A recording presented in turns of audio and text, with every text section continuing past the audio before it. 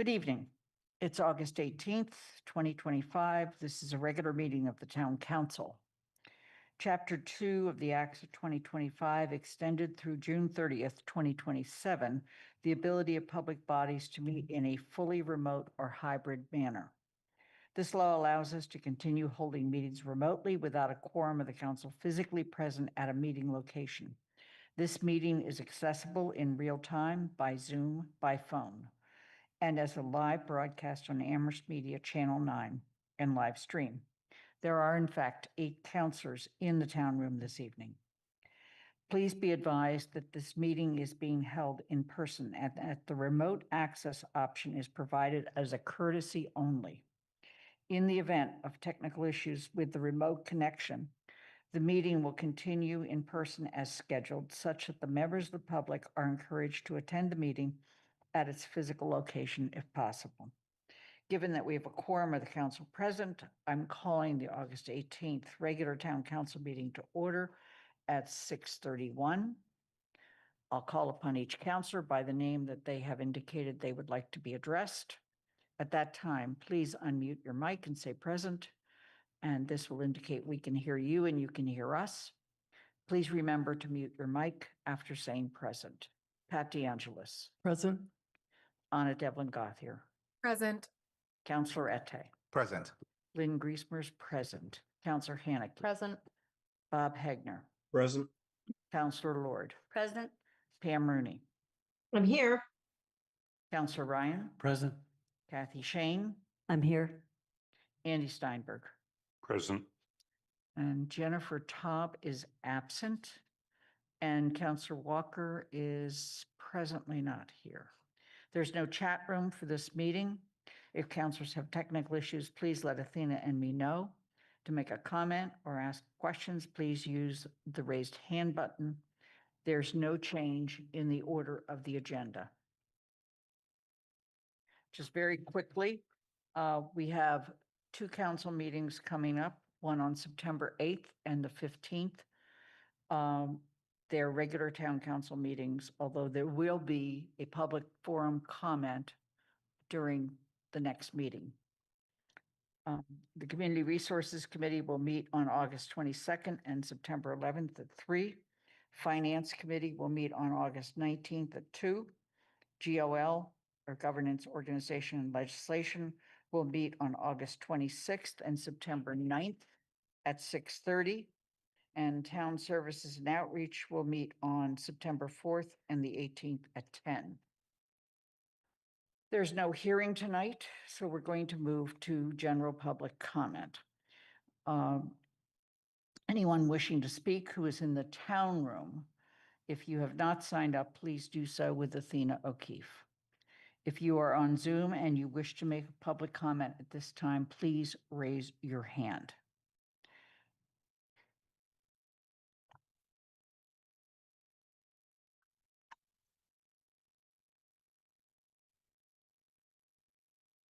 Athena, how many people have signed up? 3? Okay. Public comments are on matters within the jurisdiction of the town council. Residents are welcome to express their views for up to 3 minutes. The council will not engage in a dialogue or comment on a matter raised during general public comment. Public comments are not reflective of the opinion of the town council. Please note the clock as you are making your comments. The First Amendment broadly protects individual rights to address the government, to speak, and to express themselves, including their right to say hateful and offensive things. I am generally unable to shut those commenters down under the First Amendment to the U.S. Constitution unless their level of speech falls within an exception articulated by the courts, such as fighting words, true threats to a particular individual, harassment of a particular individual, or incitement of imminent lawlessness activity. If a question exists as to whether a particular speaker is engaged in unprotected speech, I must defer to the principles of freedom of speech. We'll recognize speakers in the order in which they have signed up. Athena, make sure the green light is on When you come up, state your name and generally where you live. Sarah Please Marshall. go ahead.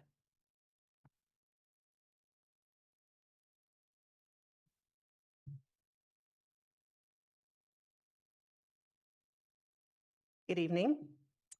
I am Sarah Marshall and I live in District 4. I want to speak to the resolution in support of democracy that you will consider this evening and, I hope, pass unanimously. The United States faces a moment of unprecedented danger in which the very people who have been elected to uphold our Constitution and enforce our laws are deliberately doing the exact opposite. I am sure that everyone listening is well aware of this outrageous conduct that seems to escalate weekly. Many of us attend rallies, call our members of Congress, write postcards and letters, organize, donate to pro-democracy institutions and candidates, and take other actions to resist the authoritarian takeover. But elected representatives, as a body, in every town, city, and state must go on record as opposing the unconstitutional and illegal actions of the president, his appointees, and other bad actors. In this moment, silence is consent. So I urge you to vote in favor of the resolution I have submitted. Amherst will join a growing list of jurisdictions around the country that are passing such measures. The resolution before you closely follows the one passed unanimously by the Boston City Council earlier this month.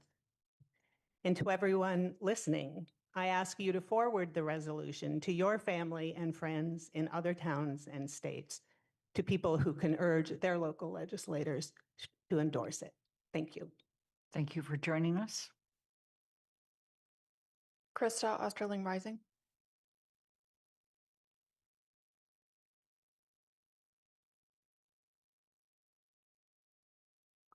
Hi, I'm very concerned about what she said, and I'm totally in agreement with that, but Please I'm state actually please here. state your name and where you live. I'm sorry. Thank you. Someone just said it, Krista Osterling Rising. Thank you.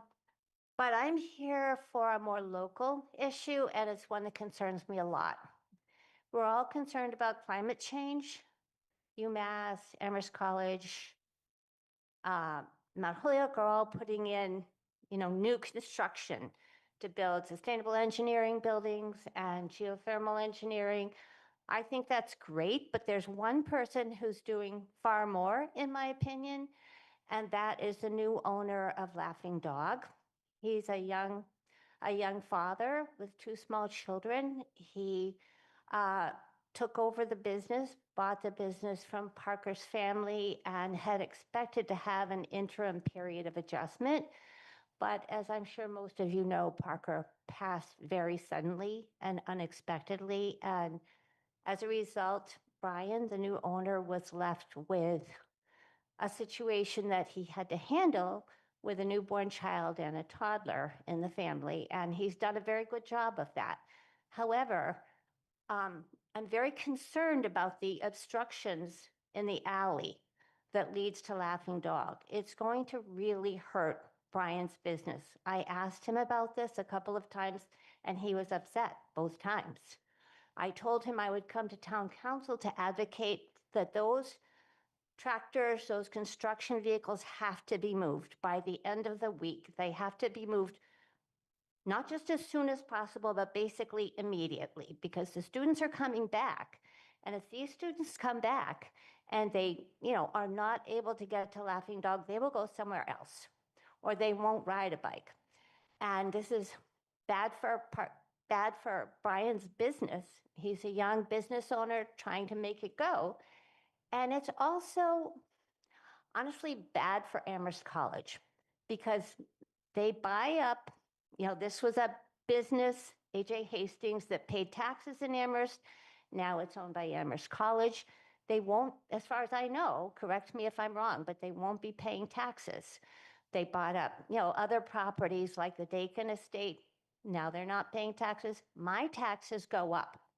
That's upsetting right there to me and other residents of Amherst. But what's much more upsetting is that Brian is attempting to run a business that is contributing much more to saving us from climate change.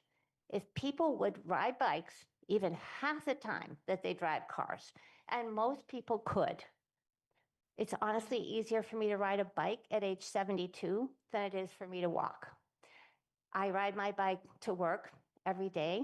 I ride as much as I can. I enjoy it. It keeps me healthy, but it also contributes greatly to saving us all from climate change. And Brian is doing that work, just like Parker did. And I feel that Amherst You need to College is conclude. using their power to threaten his business, and that needs to be stopped immediately. Those construction vehicles need to be moved. Thank you. You need to Okay, conclude. that's what I have to say. I feel it very strongly, and I'm very concerned about it. Thank you very much for joining us. Vincent O'Connor.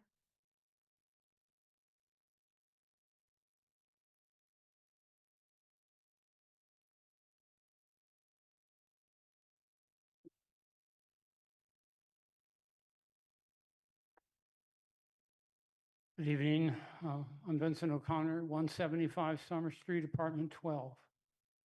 Title of my presentation this evening is Paving Amherst Downtown While Ignoring Amherst Neighborhoods. The taxpayers of this community are being treated to another expensive downtown paving project, presumably to enhance the ambience for our 7-month-a-year student residents of the new luxury-priced UMass dormitory area, while those of us who live here 12 months a year have to make do with streets that are not even safe for bicycling.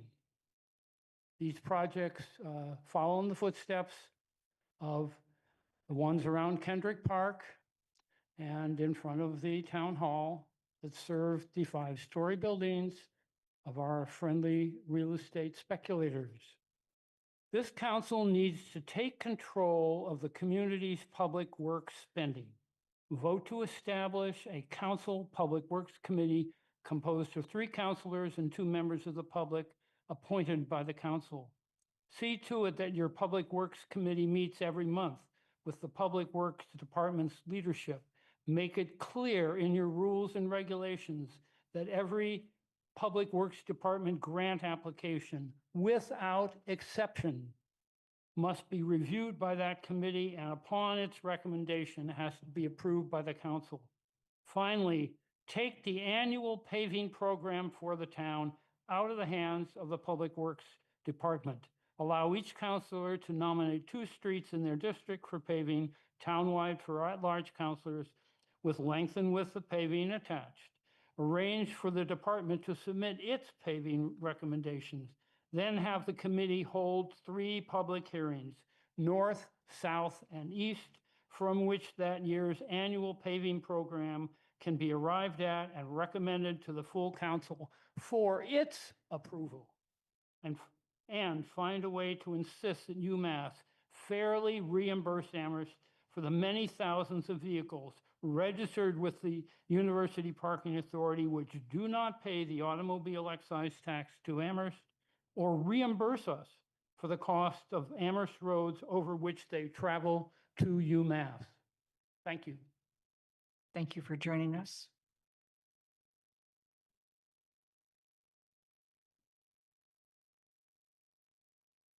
We're going to move on to the consent agenda. The items were chosen. In many cases, they have passed committees unanimously, and they are considered to be not controversial. To remove an item from the consent agenda for discussion later in the meeting, ask that it be removed when the list is made. The request to remove an item from the consent agenda does not require a second.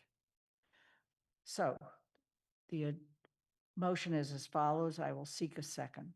To move the following items and the printed motions thereunder and approve those items as a single unit. 6A, adoption of the commemoration of the 100th anniversary of the dedication of St. Bridget's Church, Amherst. 6B, adoption of the resolution in support of democracy and calling for a return to the constitutional principles that are the foundation of our republic. Waiver of Town Council Rules of Procedure 8.6 for agenda item 9A3. 9A, 1 to 3, approval of the following town manager appointments. Historic Commission, George Battinger, Joel Greenbaum, Mackenzie Landsiddle for terms to expire June 30th, 2028. Patricia Auth, Robert Fordham, reappointments for terms to expire June 30th, 2026. Local Historic District Commission, Ben Lynch, Nicole Miller, for terms to expire June 30th, 2028. Rizwand Ayub, for a term to expire June 30th, 2027. Greta Wilcox, for a term to expire June 30th, 2026. Senior Services Director Lisa S. Bushata.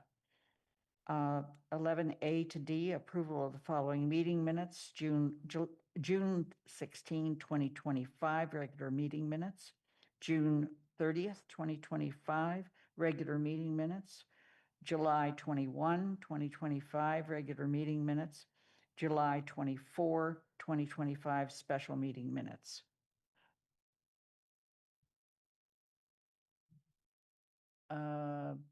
Brecka. Yes, I'm sorry, Counselor Ette. Yeah, I'd like to take 6B off consent.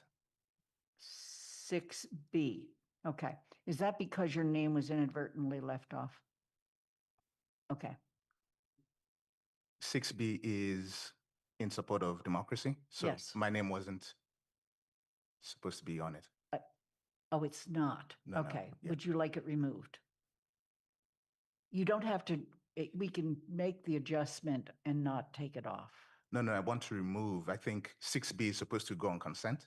Yes, Yes, and I'm saying it you're shouldn't. taking it off of consent, okay. All right, the motion is made except for 6B, adoption of the resolution in support of democracy and calling for a return to the constitutional principles that are the foundation of our republic. Is there a second? I'll second. Thank you, Bob. Moving to the vote, Anna Devlin Gothier, Aye. Counselor Ette, Aye. Lynn Griesmer is an aye, Counselor Haneke, Aye. Bob Hegner, Aye. Counselor Lord, Aye. Pam Rooney, Yes. Counselor Ryan, Aye. Kathy Shane, Yes. Andy Steinberg. Yes. Counselor Walker is absent. Pat DeAngelis. Aye. Okay. Passes unanimously with 2 counselors absent. We're going to move to the 100th anniversary of the dedication of St. Bridget's Church. And George Ryan, please read the last pieces of that. So this commemoration recognizes the 100th anniversary of the building of the current Church of St. Bridget's here in the center of town. I thought I'd just take a moment and just acknowledge something that I think doesn't need acknowledging, but is important for us to think about, that this church was built and largely composed of immigrants, and that we are a community largely composed of immigrants or sons and daughters of immigrants, and currently includes a vibrant Hispanic community and also every month an African Mass and potluck. So it's a vibrant community. It's been in the church has been here for 100 years and simply recognizes it. Also, it's a very beautiful building. I guess I'm somewhat prejudiced in that view, but I think it's one of the lovelier buildings in our downtown.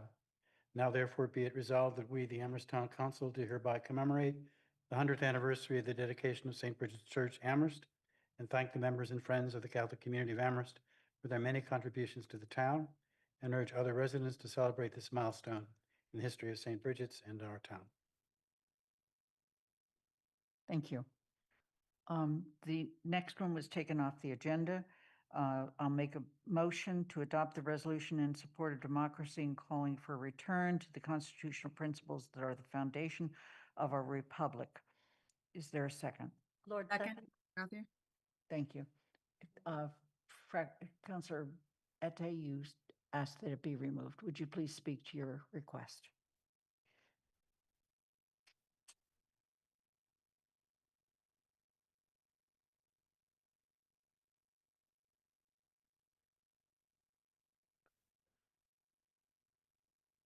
I think these are challenging times, and so I'd like to thank the sponsors of this resolution, and also the council for creating a forum where we could speak about some of the goings on in the country.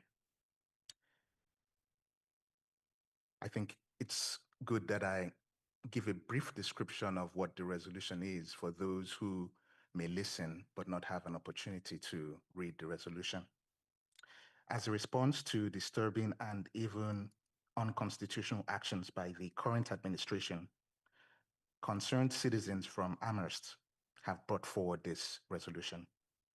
It seeks the council's support for calls to defend democracy and return the country to constitutional principles of the founding era. It begins with a celebration of Massachusetts' contribution to the Constitution of 1789. It continues with a condemnation of President Trump's administration and some of the actions that have been taken by it. And it concludes with a commendation of the governor, the attorney general, and the Commonwealth's representative for acting on behalf of the interests of the Commonwealth. The shakings of our foundations as a country are difficult to ignore. We seek to do something, anything to resist. However, not all action is good action. And public speech, while still free, is not always efficacious. And so upon reflection, I cannot support the resolution that stands before us. Instead, I would support a resolution that is rewritten to address how these actions have a local impact. I would encourage my colleagues to do the same. The resolution contributes to the divisiveness in our current political discourse. It lacks or downplays the effects of the administration's actions on our community in Amherst. And ultimately, its final objectives are unachievable. Amherst did not create the divisiveness that we observe around the country and in our community. However, we can contribute to fanning the flames. This resolution would do that by alienating people who agree with the administration and by emphasizing partisanship in the council. And except we aren't paying attention, there are people who support specific actions by the administration, whether those actions involve immigration enforcement, government waste, public health safety, etc. One need not agree with these positions to recognize that these voices exist and deserve to be heard. I'm sure there are examples drawn from past administrations that would fall under the categories covered by the resolution. In other words, what seems like a blatant disregard for constitutional norms in one's eyes might be considered public policy poorly executed in another. It depends on where one stands. Therefore, the council shouldn't interpose itself in such conversations. Councillors who oppose the administration can form a caucus, speak for themselves without having to speak for the entire town.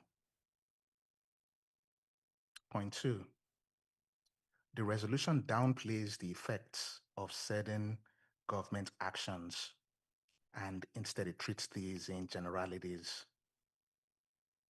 In truth, businesses in Amherst have felt the crunch of the ICE raids. Children have suffered abuse from the callous language used to describe certain groups in our country. Our educational institutions, UMass and Amherst College, for example, have lost millions of dollars of funding with irreparable impact on faculty, staff, and students, while simultaneously jeopardizing significant research that will improve our lives and create wealth in the country. Cultural institutions in our town have lost grants, diminishing the artistic life in town. Young children are going hungry. The list is quite long. I don't see any of these local issues really expressed in this resolution. I'll return to this point at the end. Point 3. Ultimately, the resolution as it is written will amount to an empty gesture because it can't actually be put into effect. The resolution urges the Massachusetts congressional delegation to push their congressional colleagues to exercise their legislative authority to enforce the Constitution, to work with the judicial branch to restore the separation of powers, and to ensure that illegal or unconstitutional acts, including acts of corruption, are overturned. However, these are all impossible to accomplish in practice. Congress cannot enforce any action, least of all the protection of the Constitution. To enforce something requires force, and that lies with the executive.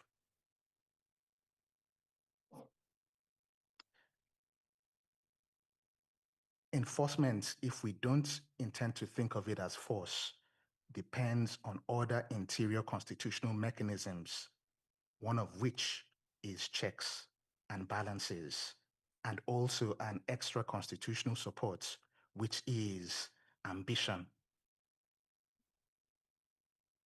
If Congress lacks the ambition to exercise its authority, how can it enforce the Constitution?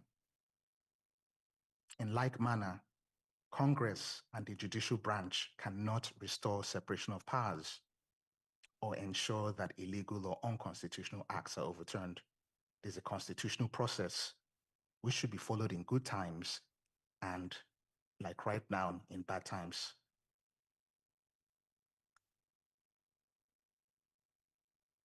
This last point deserves to be pondered on. If you believe the resolution should pass, even if its logic is constitutionally incoherent, then the request amounts to hypocrisy, because by inadvertently pursuing good ends, one will rely on similar dubious means like the administration the council would be criticizing. Despite these criticisms, there's a resolution worth supporting. Such a resolution would emphasize the local impact of federal policies and would commend the governor, attorney general, and Massachusetts congressional representatives for fighting for Amherst and the state's interests. While it may not amount to a defense of democracy, and it may not include condemnation of the current administration, it would encourage those tireless advocates for the Commonwealth. They deserve our thanks. Finally, the Constitution is not only a document, it requires a constitutionally minded people. If so, we need to retreat from our bubble, and Amherst is a bubble, and have real conversations with people who may disagree with us. Such conversations would not be condescending, dismissive, nor would they even attempt to persuade. They would simply be looking for an opportunity to listen. The goal isn't, I believe, to convince everyone around me to live with me and support my political beliefs. But I think the goal we should strive at as a community is for us to find a way to live together. And so I would encourage the council to rewrite this resolution and use it as an opportunity to, again, commend those who have been advocating for our interests in the state or in the Commonwealth. Thank you. Thank you. Are there other comments? Pam Rooney, I'm sorry. Pam, please go ahead.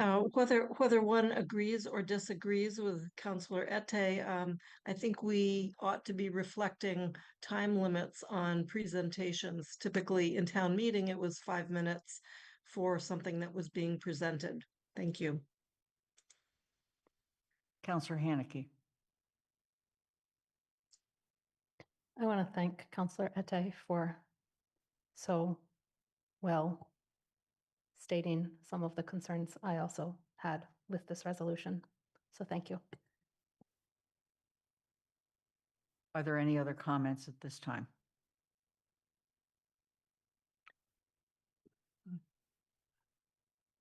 Pat, please go ahead. I'm trying to figure out what I want to say. Because I certainly read through this and supported it. And I have great respect for Counselor Ette and for the sponsors of this. I'm wondering if it is possible for the sponsors to join with Counselor Ette to look at some of this. At the same time, I hear his critique and I don't 100% agree with it because I feel like this is an attempt to address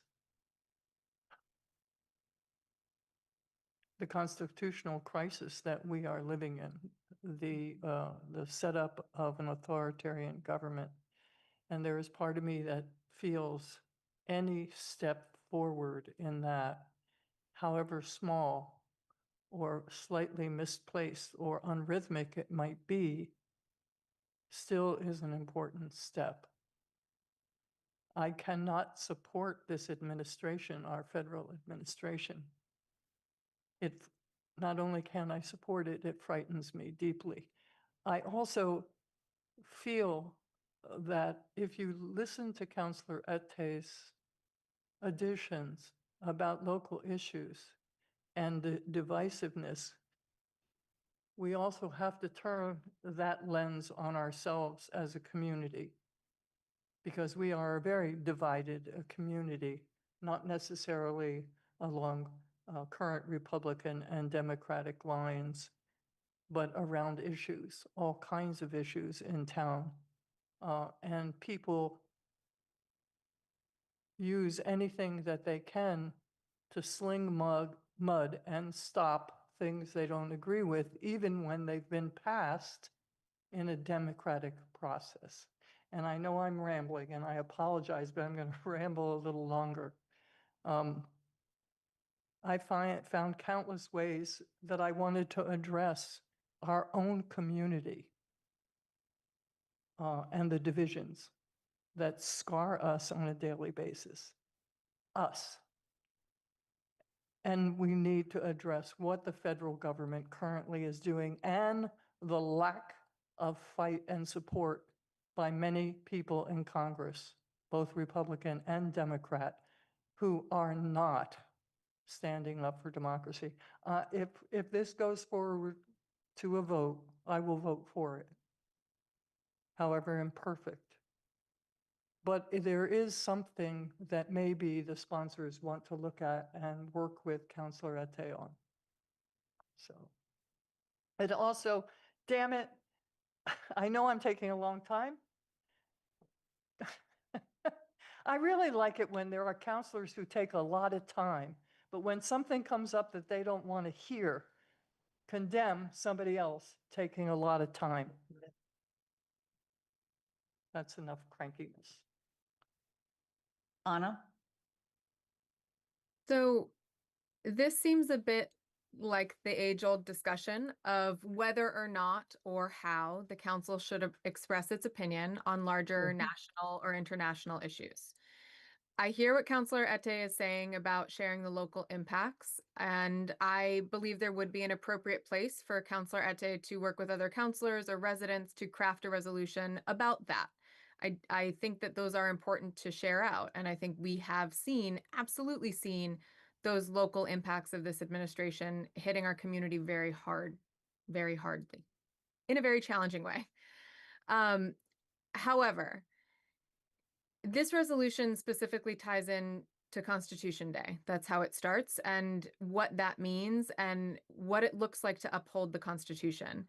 It does not start out, its purpose does not start out as an indictment of this administration. Its purpose starts out as September 17th is Constitution Day. What does that look like?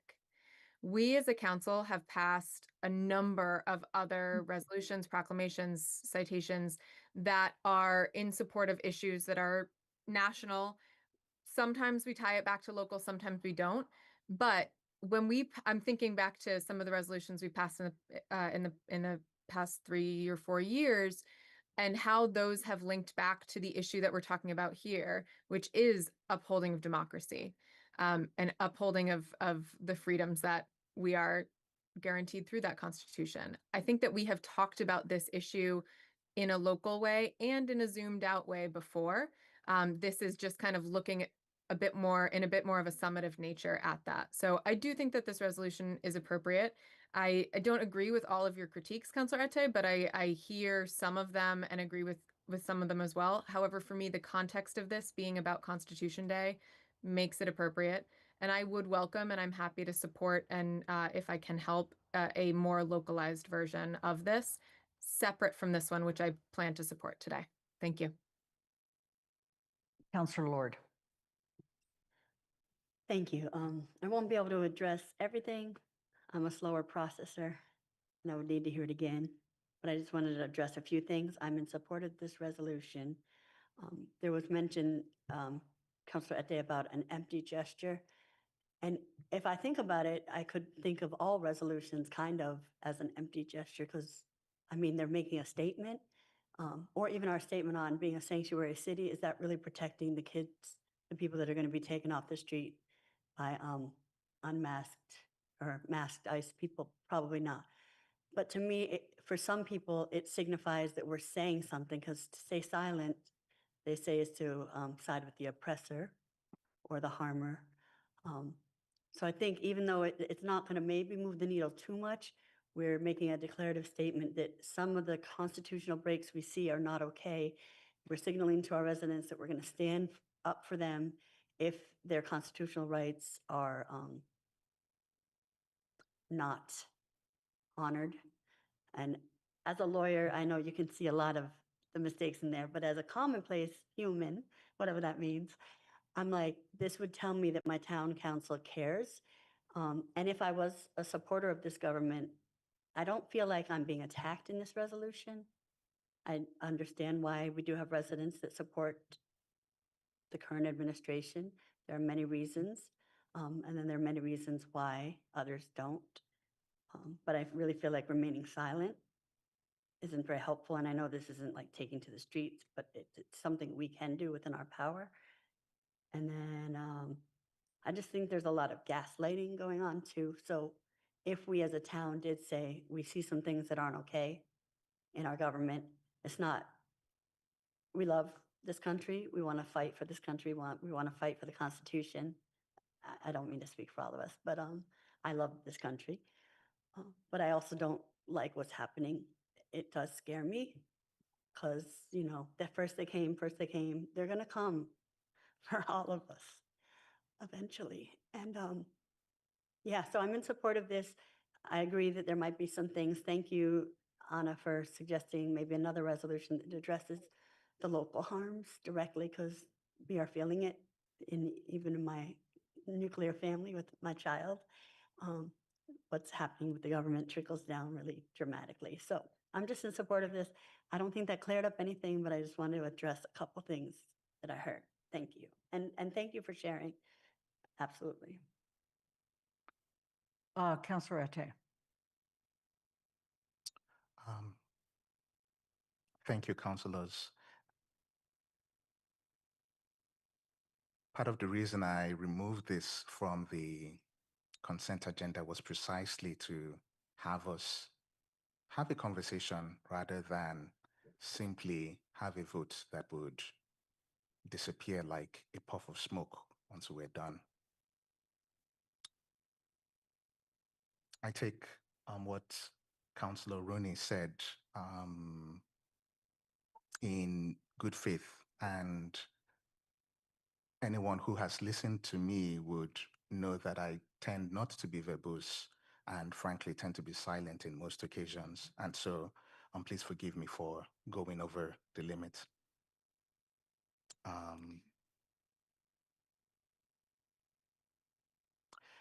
The resolution begins with the Constitution Day, but once we move past the first 3 paragraphs, it doesn't return to it.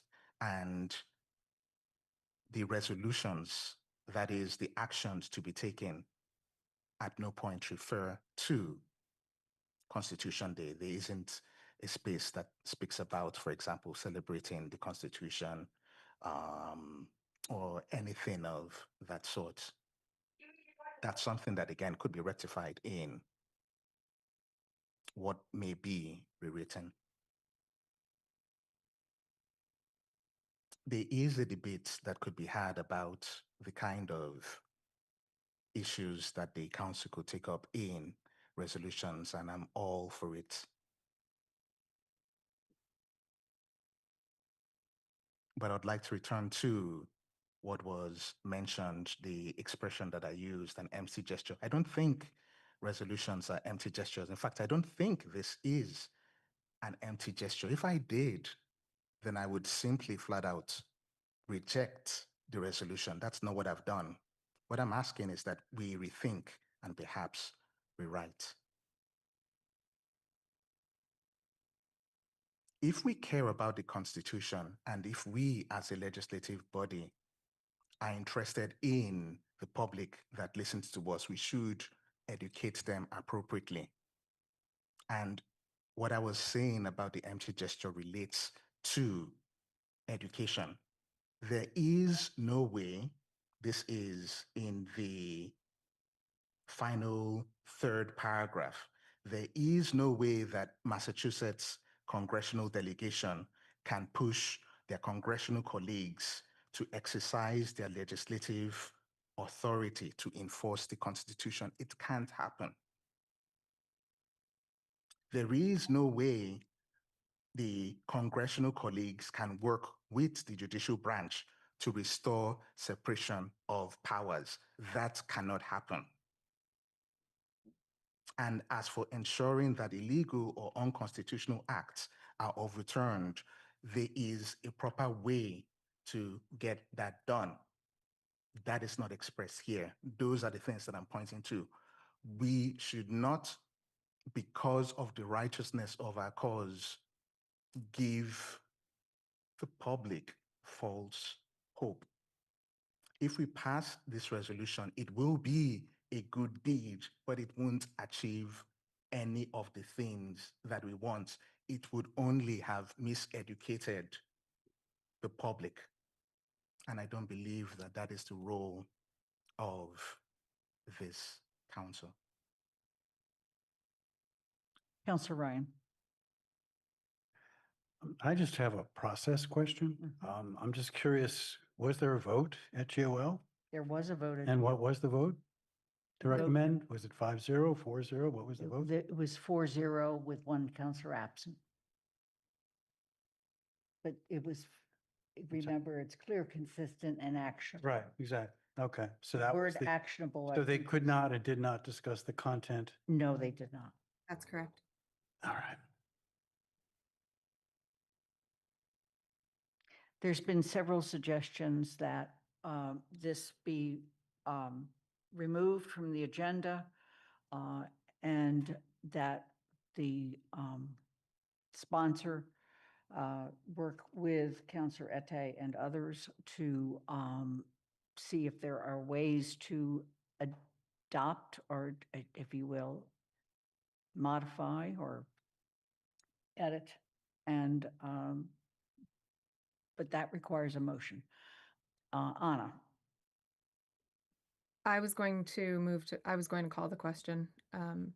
So unless someone feels very strongly about another motion, I would like to call the question. okay.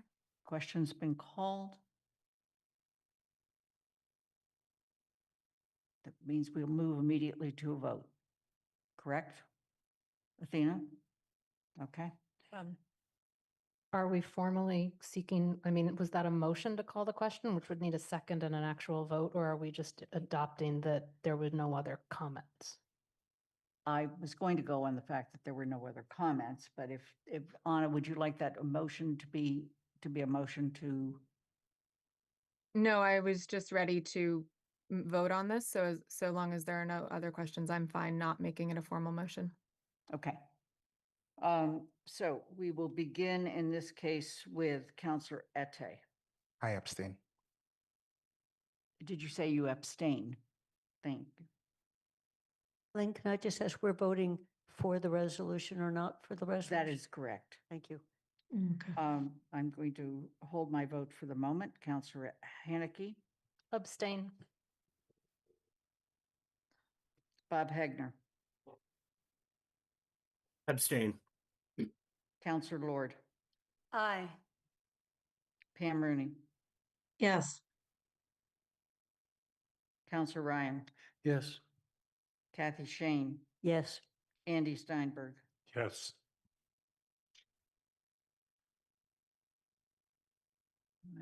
Those are still absent. Pat DeAngelis, Aye. Anna Devlin Gothier, Aye. and Lynn Griesmer is an aye. It passes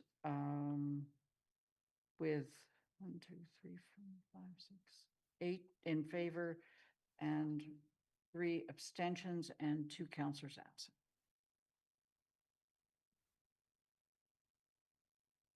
We're going to move on to, there are no presentations tonight. We're going to move on to a borrowing authorization for sewer and wastewater facilities assessment.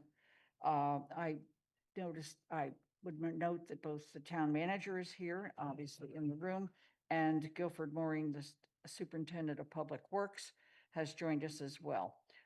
Would you like to make a few comments in advance of well, let me put the motion on the table. To refer the borrowing authorization request, sewer and water facilities assessment to the Finance Committee with a report to the council by September 8th, 2025. Is there a second? Shane second. seconds. Okay. It's been seconded by Shane. Please go ahead. Paul? Thank you. And Guilford can jump in on this afterwards, but many of you have taken tours of the wastewater treatment facility and understand the sort of challenges that we are faced with in terms of bringing that facility up to the current status of operations that we expect. To get that started, we need to do a complete study and get a plan together, and that's what this funding would achieve. The funds for this will be borrowed and then will be added to the sewer rate when it comes time to set the sewer rates, when it comes time to repay that debt. Guilford, do you want to add anything to what we're going to do? Guilford, I just wanted to add that this was planned all along in the budget process, but during the budget process, it inevitably got taken out of the cash capital and put into borrowing capital, and then it got dropped off the agenda and misplaced. So we're just now trying to work this back into the system and get it funded and approved so we can get moving with this. But we had talked about this, and it's in our goals and objectives that we actually start performing this process and doing the facilities plan and moving forward so we can start deciding how to upgrade the plant. Okay. Thank you. Are there questions from the council?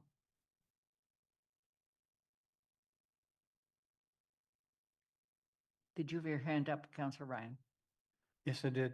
Just curious, and maybe you can't answer that until this $750,000 is spent and you get the report, but if this goes ahead, how long do you think this would take from beginning to actually having the problem addressed? Are we talking 2 years, 3 years, 5 years, or is that something that is going to be determined by this process? That is something that'll be determined by the process. It's going to take it's going to take a year roughly to get the study done, and then we'll get to time to digest it and move forward with how we want to fund it. Are there any other questions, counselors? I would like to just make a comment, and that is, thank you for proceeding with this. I, like many other counselors, have visited the wastewater treatment plant and have been very concerned about the condition of that plant. So we look forward to the results of the study and unfortunately having to bite the bullet. Okay. Any other questions or comments? Okay, then we're going to move to a vote. Lynn Griesmer is an aye. Counselor Haneke. Aye. Bob Hegner. Aye. Counselor Lord. Pam Rooney. Yes. Counselor Ryan. Aye. Kathy Shane. Yes. Andy Steinberg. Yes. Jennifer Taub and Counselor Walker are both absent. Pat DeAngelo. Aye. Anna Devlin Gothier. Aye. Counselor Ette. Aye. It's unanimous with 2 counselors absent. The November 4th town election, thank you for joining us, Guilford. Kathy has her hand up. Oh, I'm sorry, Kathy. Just a quick comment. This will be on the Finance Committee's agenda tomorrow, and we will get a report back to you for the next council meeting. So we would like to move it quickly, and we will. Thank you. I would add to that, and that is that given that we are expecting it back at the next council meeting on the 8th of September, we have already begun the establishment of a public forum, which takes required number of days for notice. And so there will be a public forum on this expenditure at that time. Okay. Anything else? Thank you. Okay, thank you. November 4th town election. To approve the warrant for the regular town election on Tuesday, November 4th, 2025 for posting. Is there a second? Second. Okay. Are there any questions or comments? Seeing none, I'm going to move to a vote. Counselor Haneke. Aye. Bob Hegner. Aye. Counselor Lord. Aye. Pam Rooney. Yes. Counselor Ryan. Aye. Kathy Shane. Yes. Andy Steinberg. Yes. Jennifer and Aye. Pat DeAngelis. Thank you. Anna Devlin Gothier. Aye. Counselor Ette. Aye. And Lynn Griesmer is an aye. It's unanimous. The second part of this vote is to hold in-person early voting in the first floor meeting room of Town Hall on the following dates: Monday, October 27th, Tuesday, October 28th, Wednesday, October 29th. All of those would be from 8 to 4:30. Thursday, October 30th would be from 8 to 7, and Friday, October 31st would be from 8 to 4:30. Is there a second? Shane seconds. Okay. Anna, do you I have had a a question? I do. I have a question for Paul. And it is related to this. I am very excited that we have our new town clerk in place, and I'm curious about your timeline for replacing her as in filling the role of assistant town clerk.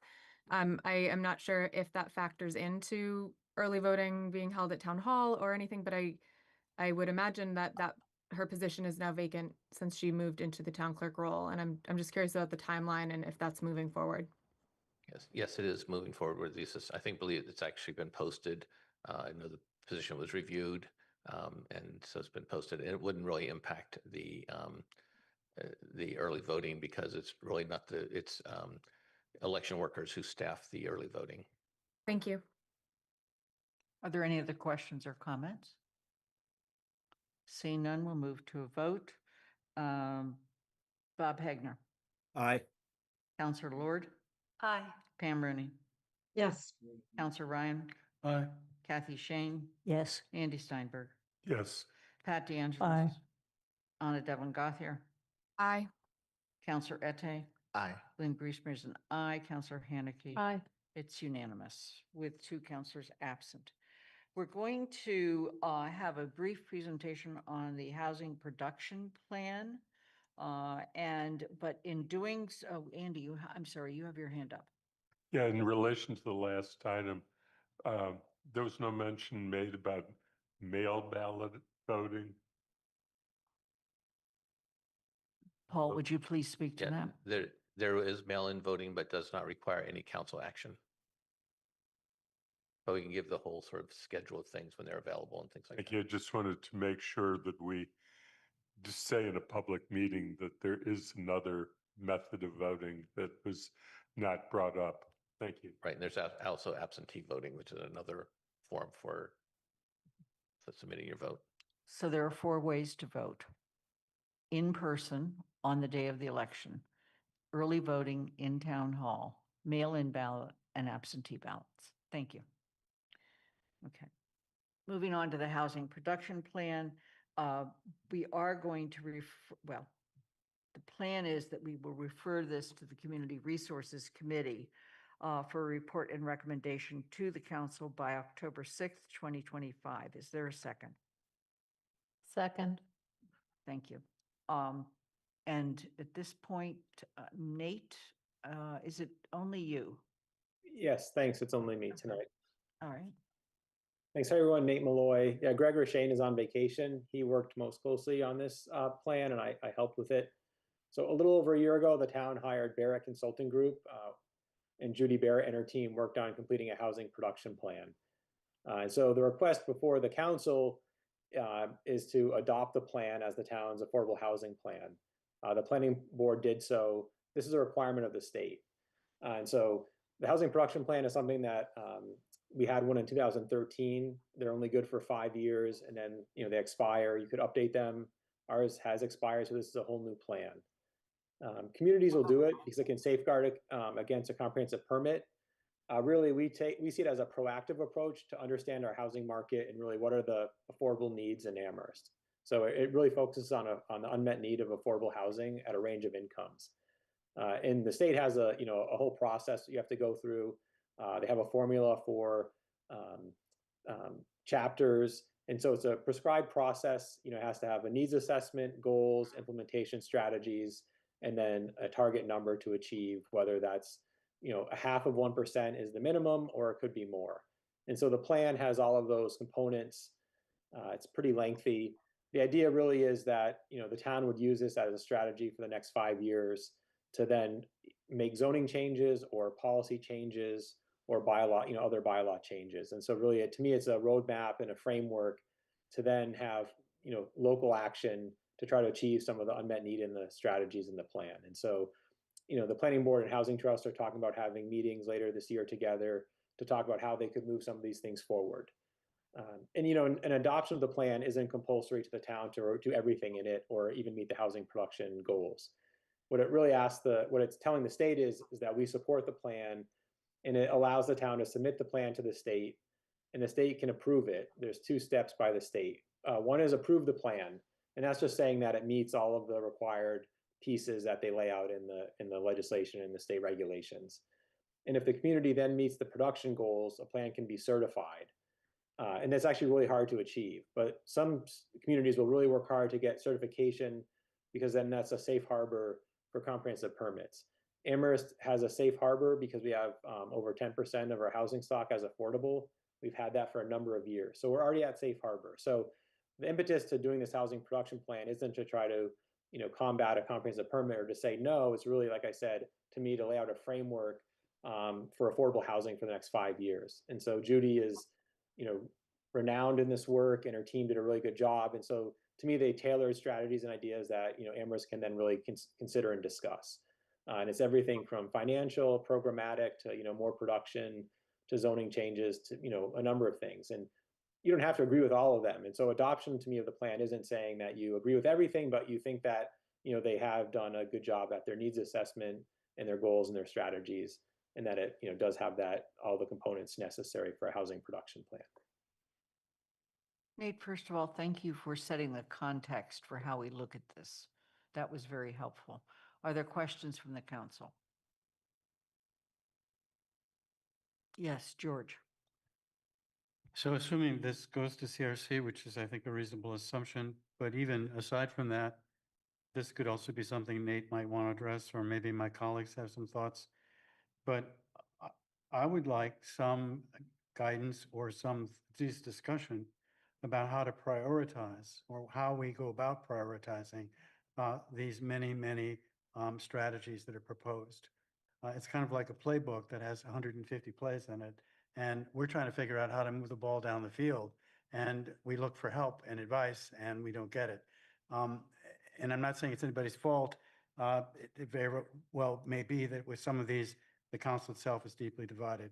But I would be benefited from some guidance, either from staff or from CRC or from my colleagues, about how to prioritize some of these many strategies. I don't know where that takes place. Maybe someone would say it takes place here in this body. I would like to have some help. Good question. Kathy? I think that is a good question, and CRC can focus at least on that and say, you know, if you want to prioritize, how might you? When this comes, I haven't had time over the summer, although I have notes. I have some questions about statements, some questions about data presentation, and some questions about tone. And some of that leads to the strategies at the end. And as a counselor, I didn't send in a long document to the planning committee, but I will try to write those all up and share them with you, Nate, as we go in it. Because you know, things like there are little quote bubbles, and I tried to figure out where they came from. And there's a survey that I think it gets presented as if it's data, and it's not. So I do appreciate the actual data we have in this. It's valuable that the team gathered all the information, and I think it diminishes some of the findings that are very factual. So I see this. I am on CRC, and I will try to finally get this written up where it's just notes over that I took over the summer. But I urge everyone to read the whole document. It's long, but part of it is an education exercise. And then also in response to George's, how many of the lists at the end flow from the analysis is one of the things I want to look for, because you could put a lot of those, George, on the list, whether or not we had analysis on these are things you could do. So trying to think of where would we target would be one of the ways I would be reading and thinking about the priority listings at the end, you know, policy changes, whatever listing at the end. Thank you. Pam Rooney? Thank you. I'm thinking of what's on the plate of the CRC and people's personal schedules that I'm aware of. And it feels like October 8 is a little too early, a little too soon to come up with any kind of comprehensive feedback on a 100-something page document. Hard to synthesize. I mean, there's already an executive summary on it, but I think I would again look for some clarification from Nate, and I appreciate that background. Just what role does the CRC really have in taking a document and saying, you know, we like A, but we don't agree with B. We like A, but C seems, you know, out of whack. I mean, we are not the experts who have been spending the last year studying this issue. But as Councillor Shane just mentioned, you know, there is data, and it doesn't all necessarily line up. How And what role does the CRC have in agreeing with, disagreeing with, or putting a stamp of approval on a document like this? I would love some more feedback. And also a change of the date by which the CRC is supposed to, mid-November makes much more sense. We can certainly change the date, although when we do put a date on, it often means that if you're not going to be ready, you at least give us an update at that time, and give us a sense of when it is due. As for your bigger question, which is a much bigger question, I asked the same thing. And I still don't know that I have an answer either. The other piece that I want to add to that question is, how does this then articulate with our comprehensive housing plan policy? Sure, thanks. So, we provided the consultants the policy and a number of documents and reference documents and other resources. And so, to me, it would be, if this were, if council adopted it and it went to the state and it was approved, I think, does the policy, does the policy get updated as well? Or, does this, to me, it doesn't necessarily change the policy. It doesn't have to. That, there's a lot of unmet housing need in Amherst. And the idea is that this is trying to say, well, at different income levels, here's where the unmet need is. And then with implementation strategies, they try to categorize them by theme. How could we achieve some of those, meet the unmet need? I agree. I think there's a lot. And so when the planning board discussed this, they said, well, our role would be more with land use and permitting. And so, for instance, the financial strategies that dealt with, say, lending or certain things, maybe they weren't going to focus on as much. And some of the programmatic things may not be things that they look at. And so to me, that's where the meeting later this year with the Housing Trust and Planning Board is actually doing that, is kind of talking about who would do what and who would take on some of those implementation strategies. So there's, there can be overlap, but it's not redundant. And maybe the Housing Trust focuses on certain education pieces and maybe financial pieces, or working with certain organizations outside the town to get support. Whereas the Planning Board says, okay, we like the idea of infill in neighborhoods. We like the idea of rezoning some areas, and then they really focus on that. So, for instance, the plan talks about infill in residential neighborhoods, but it doesn't tell you necessarily what number, say, units per acre the density is, or what the housing type could be. They have some ideas, but to me, that becomes the local discussion. Okay, if we think that certain areas could be have increased density, what does it really look like? And how do we make sure that it meets the housing needs? So, allowing increased density may not, meet affordable housing. So then the component is, okay, can we modify inclusionary zoning a little bit to apply to certain development methods? If we like cottage style developments, for instance, do we have thresholds in our bylaw to say that a greater percent has to be affordable, or, for seniors, or certain things? And so that's, gets down into the weeds a little bit, but that's to me where the planning board's conversations will go. In terms of the CRC comments, yeah, I mean, I think, the consultants have basically finished the plan, but if you have a lot of comments and questions, please send them to staff and we can organize them, and we're working with the consultants to look at them. To me, it's whether or not you dislike a strategy is more about, does it make sense? So if you think that a strategy doesn't seem to relate to the needs, or your question that, I think that's to me the direction of the questioning, not, well, I don't, if you say, I just don't like it, it's like, okay, well, why not? Is it something out of thin air? Does it not make sense in terms of the context in Amherst? And so that's where I think it's appropriate to ask those questions. In terms of the data piece, if you have, specific questions, sure, let us know, let staff know.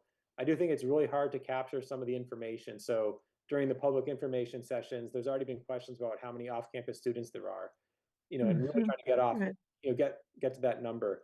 And to me, it's a big number. It's a huge number. And so we've worked with UMass to try to refine that. And to me, whether it's say 5,000 or 7,000 or 9,000, it's still a big number. And I don't want to get hung up on if it's 9,000 and something or 8,000 and something. We just know it's a really big number.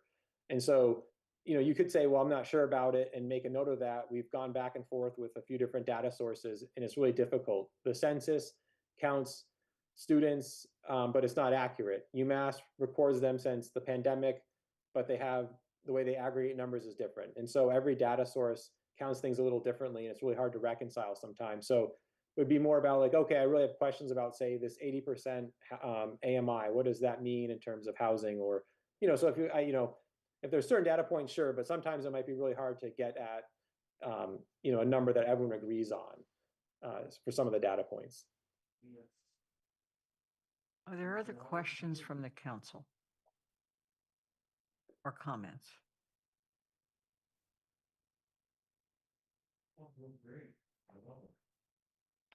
Pam? Can I ask that in your motion to refer to the CRC, that you put it to at least the like the second meeting in November? Yes. I believe that the date of that second meeting is the 17th. Correct? That sounds about right. I don't have it exactly, but no, probably not. It would either be the 13th or the 27th. Let's say the 13th.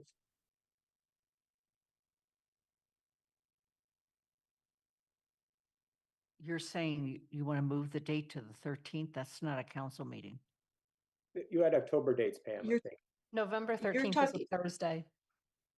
Right. November 13th is a CRC meeting date, the date by which we're supposed to respond, and whatever the meeting following that one is. Whatever the council meeting is following that. Immediately following that is the 17th. Okay, thank you. I made the motion. I would accept that as a friendly amendment. I accept it too. Okay. So we change this to November 17. Thank you for that. Thank you. Councilor Ryan. I have no real objection to this, but my concern is that the further it gets pushed, the closer we come to the end of this council's term. Just curious if anyone knows offhand how many more council meetings there are after the 17th. Yes, there are 3. There are 3, so. I'm sorry, there is only 2. Yeah, that's what I thought too. Yeah. So, we run the risk, and I know CRC's got a lot on their plate, but we run the risk of the clock running out, and you have a new council, and this whole thing will have to start over again. So just with that thought in mind, I guess we'll go ahead with this motion. So the motion as it presently reads is to refer the housing production plan to the Community Resources Committee for a report and recommendation to the council by November 17, 2025. That motion was made and the change was conferred by the second person that seconded the motion. Any further comments? Seeing none, we'll move to a vote. Councilor Lord. Aye. Pam Rooney. Yes. Councilor Ryan. Aye. Kathy Shane. Yes. Andy Steinberg. Yes. Pat DeAngelis. Aye. Anna Devlin Gothier. Aye. Councilor Ette. Aye. Lynn Griesmer's an aye. Councilor Haneke. Aye. Bob Hegner. Aye. Okay, it's unanimous with 2 councilors absent. We've completed the action items. The manager appointments were on the consent agenda, so we're moving to the next, which is the recommendation to the town manager of a councilor to serve on the Department of Public Works Building Committee. We did discuss this at our last meeting. A motion was made. The motion at that time ended up in a tie vote, and so we deferred it to this meeting. Point of order, there's not a motion on the floor. There No. wasn't a motion postponed. Right, that's correct. Pam Rooney.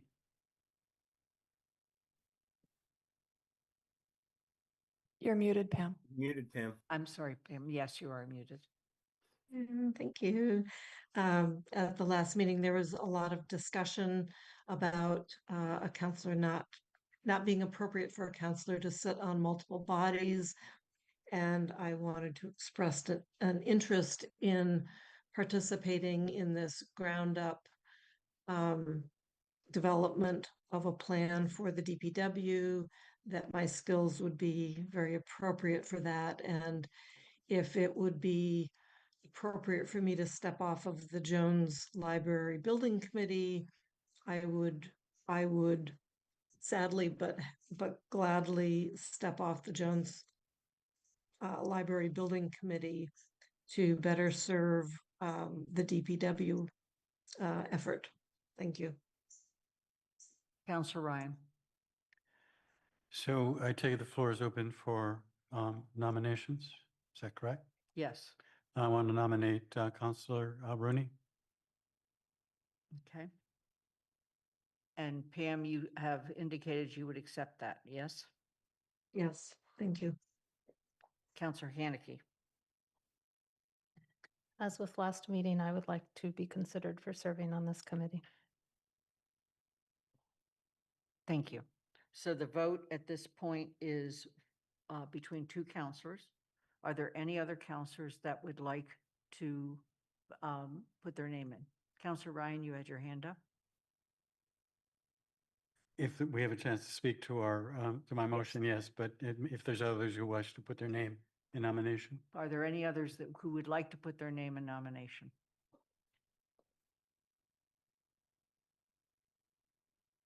Seeing none, I'm going to ask the candidates that have put their names forward to speak to their candidacy. Pam Rooney first. I was going to let Counselor Haneke speak first. As I mentioned before, my background from the last decades has been directed toward the development of plans and projects in which one has to analyze space needs, circulation and traffic needs, storage and functionality requirements. And that is from everything from site planning to building planning and construction. The types of projects that I've been involved in as a project manager and as a participant have ranged greatly, but all of them require serious consideration of the desires of the people that will be working in the building. Their functionality primarily is what are the functions, what space does that require to be optimally efficient, and how does that package get put together? And I have been involved in numerous federal agency projects of that nature, as well as part of the planning efforts at the University for New Construction. So I would bring those skills to the table. I would gladly participate on this in this venture because it is, in my mind, the most important one on our plate right now. Thank you. Counselor Haneke. Thank you. I would like to be considered for the committee because I'm committed to asking the hard questions to keep costs down, even when others don't want to hear those questions or respond to those questions. It is all well and good to find out what is the optimal needs and optimal spaces and optimal desires of a body to and a division to work optimally, but money has to be considered. And that might and will require trade-offs between optimal desires and what is desired and what is minimally needed and can fit into what we can afford. And those questions must be asked. They must be asked regularly, repeatedly, and not forgotten. And I am committed to doing that. I'm also committed to looking at unusual and previously unconsidered or potentially unconsidered solutions to keeping costs down. Two things that I would be urging this committee to explore are looking at amending zoning for municipal uses and shared buildings and shared uses. And I also believe that on a 13-member council, the council has many individuals that can serve these committees well, and that no one individual should serve on multiple building committees. And I applaud Councillor Rooney for implying that if she is appointed to this, she may consider stepping down, but of the Jones Building Library Building Committee, I would have liked to see more than May before. So I'd like you to consider my nomination here. Counselor Ryan. So last time, my only objection was to Councilor Rooney's candidacy was that she was already on the Jones Library Building Committee. And I firmly believe with 13 councilors that we shouldn't have the same person on two different building committees. And hence, that's the reason I voted against her as a candidate. I think she's a good fit. I think both of my colleagues would be excellent. But I like the fit that Councilor Rooney provides, her background, her experience. I have no doubt that she will be very cost conscious and be very close attention to the issues of budget. And I had a communication with her after the meeting, and she assured me, as she's just said, that if she were put on this body, she would step off the Jones Library Building Committee. So on the basis of her word and her past experience, I am happy to vote for her with all due respect to my colleague, Councilor Haneke. Andy?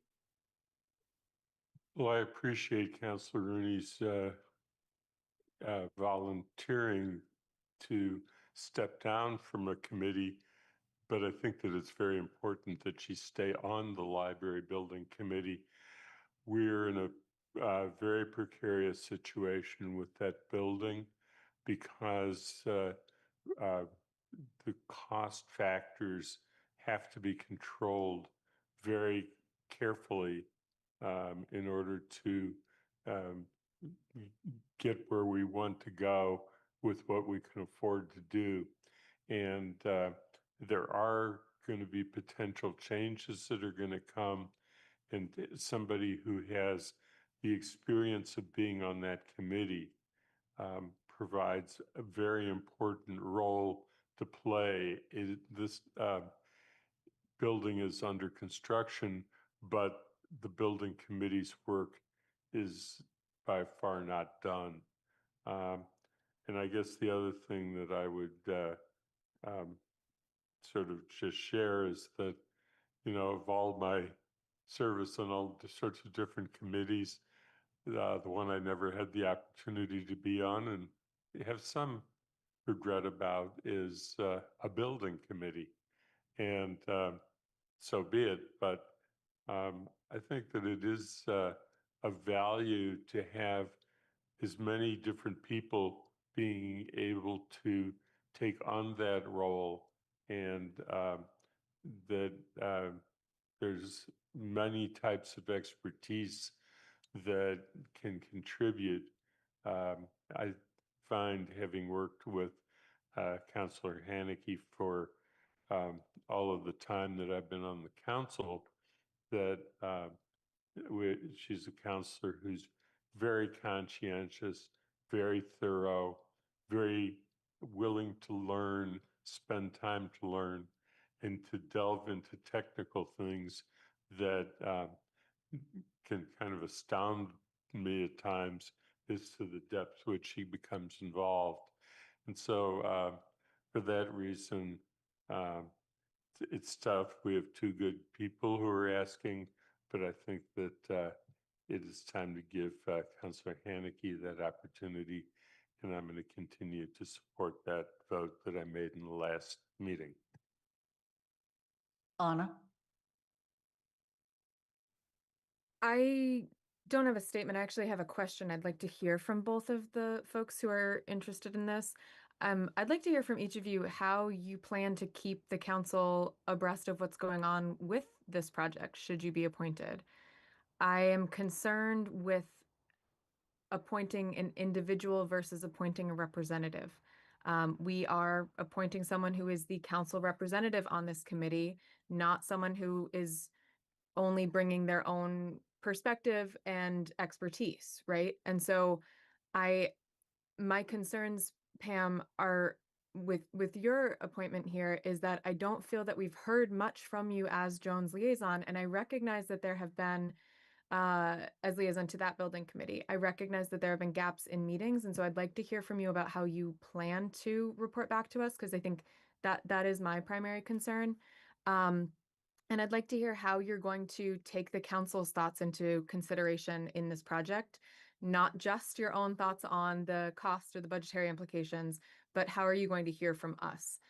This is one where, again, this is a council representative, meaning the council should still be able to share with our liaison our thoughts, and those should still be taken into consideration. So I would love to hear from both of the candidates for this appointment, if that's okay. Let me finish the comments and then I'll ask the candidates to answer your questions. Kathy? Oh, as people know from the last time we went through this, I'm a strong supporter of Pam. One of the things I left that meeting with is the memory that Paul, when he first showed us this charge, there were 2 counselors on it. And I actually think that Pam and Mandy have very complementary skills. The focus on cost was critical in the elementary school as we went through it, and it forced trade-offs. While not, we had a criteria that it wouldn't in any way undermine the longevity of the building or the ability to teach children in it. So it was more, they weren't cosmetic, but it was more how expensive or inexpensive would the curbing be in the driveway? And it turns out that was thousands of dollars. So it wasn't a odd question. So I think they're complementary skills, and I'm not sure how I reconcile. So actually, Paul, I'm not sure why you narrowed it to 1. But in terms of reporting back, I was asked the same question, Anna, and at least at the very beginning, I gave written, more comprehensive reports when we were going into a lot of the detail. And since then, they've become, things are going well, thank you very much.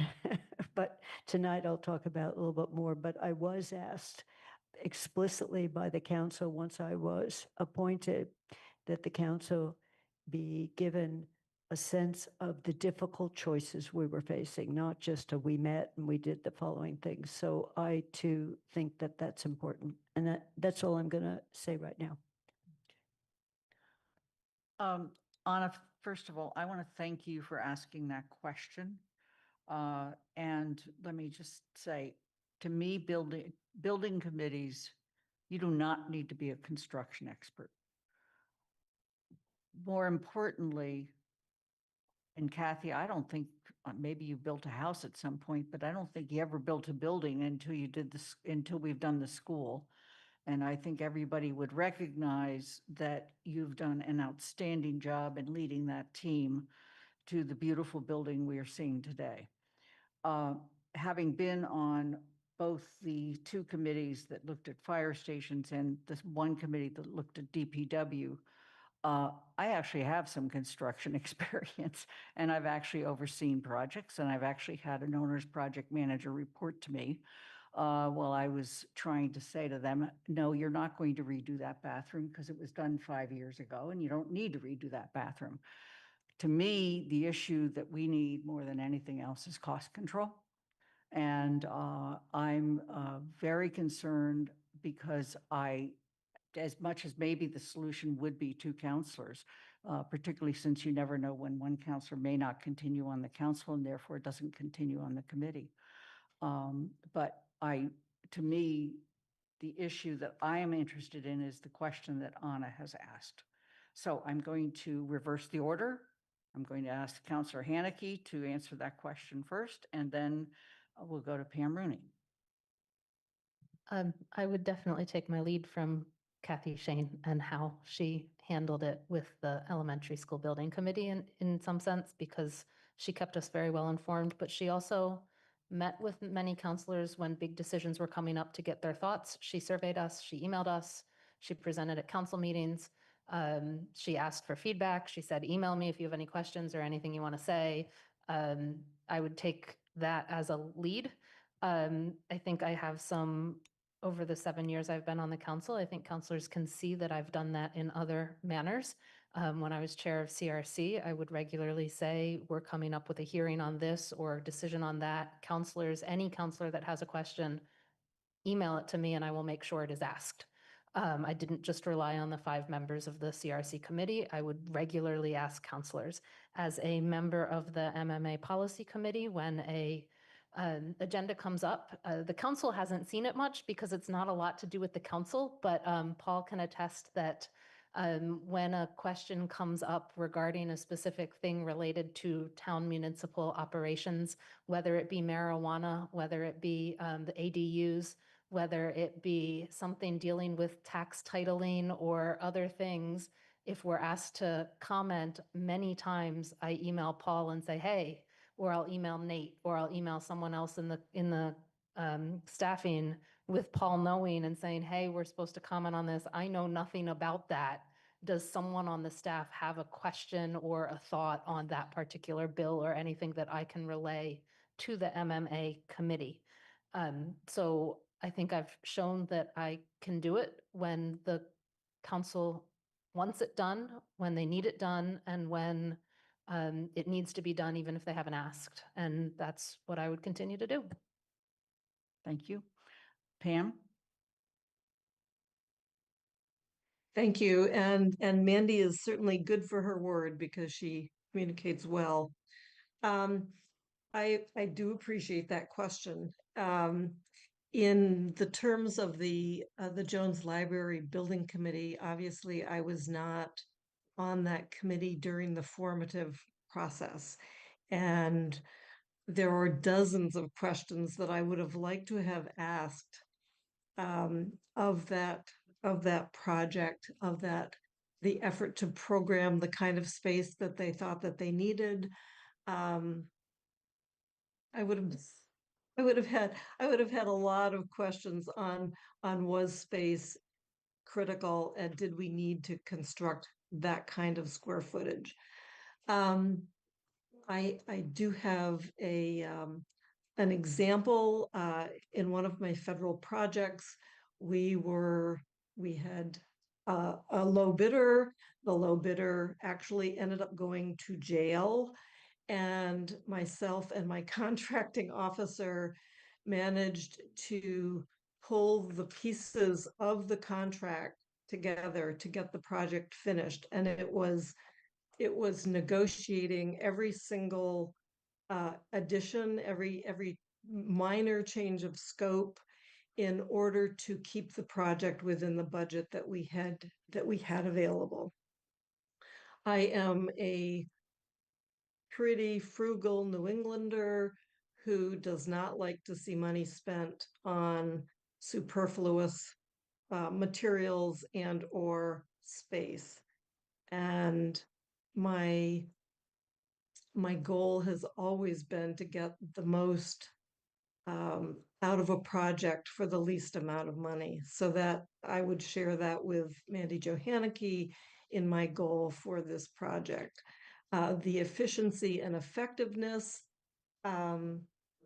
is simply something that I have been thinking about in my career in 4 or 5 different roles across the career, which may not be a requirement for somebody on this committee, but I think it's a really good basis for asking the questions, for crafting the program of what's to be built, and testing the requirements, testing the requests, basically testing needs versus wants at every single stage. And just having that background, just understanding it. I may not be the only person that can do it, but I feel it is in my alley. And it puts me in a really good spot to ask the right questions. And I think that's the role. In terms of communicating back to the council, I think one very large question has already been answered, and that is, where is the site for the DPW? And that was certainly going to be one of the major elements that the committee would have to deal with. That has been bypassed. I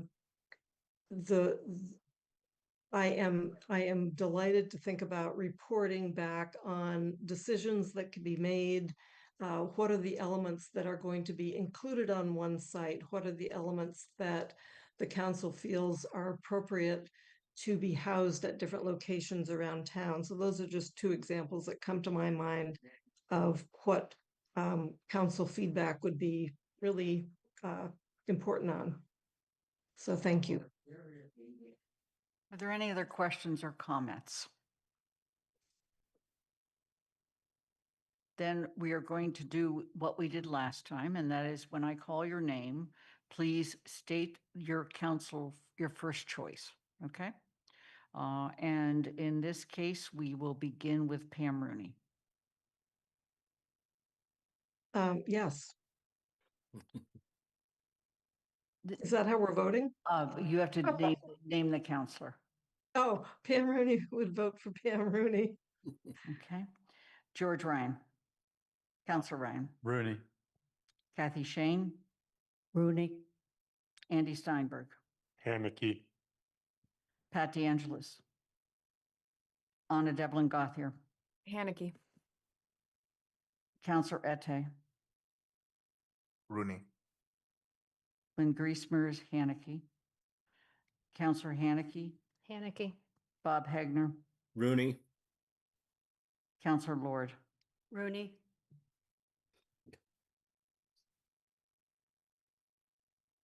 The vote is 6 in favor of Rooney and 5 in favor of Counselor Haneke. At this point, do we assume that it is Counselor Rooney? There needs to be a formal motion. Okay. Pam, you have your hand up. I was going to resign from the Jones Library Building Committee, if that's appropriate at this moment. You'll need to put that in writing, and we'll need to put that on the next agenda. Okay, thank you. Point of order, it doesn't go on a council agenda. It goes to the town clerk's office. That's where the resignations are filed. I'm sorry, the Okay. resignation goes to the town clerk's office. A The new recommendation to the town manager as to who the council wants to put on that committee will come up at the next agenda. Okay. Counselor Ryan? So I understand we need a further motion, is that correct? Yes. And so the motion would be to appoint Councilor Rooney to the DPW. No, I'm sorry. Correct me, please. To recommend the town manager Thank appoint. you. To recommend the town manager appoint Wait, Councilor Counselor Rooney Rooney. to the DPW Building Committee. Is there a second? Second. Okay. Then we're going to move to a vote, and we'll begin with Counselor Ryan. Aye. Kathy Shane. Yes. Andy Steinberg. Aye. Pat DeAngelis. No. Anna Devlin Gothier. Aye. Counselor Ette. Aye. Lynn Griesmer is an aye. Counselor Haneke. Aye. Bob Hegner. Aye. Counselor Lord. Aye. And Pam Rooney. Yes. The votes 10 in favor of Rooney and 1 opposed. We are going to move on to the rest of the agenda. I have a quick question. Yes, I'm sorry. It was discussed possibly about having to, would that be a town manager discussion? That would be a town manager decision. He would have to come back with a modified charge, which would include a modification in the committee, and ask the council for another recommendation. Councilor Ryan, did you have your hand up?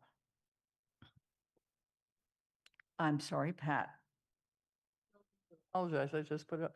Paul, we had two people on the elementary school building committee, Counselor Walker and Counselor Shane. So I'm interested in why you slimmed it to one.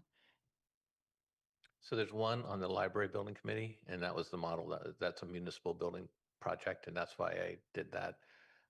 And also, there's a number of people out there who I think will be very beneficial to serve on the committee. But I've listened to the council's discussion tonight, and we'll look at it. But I think that having one counselor is really the right way to go. Say that last I part think again. having one counselor on it is the right way to go, so that there's a broader representation from other members of the community.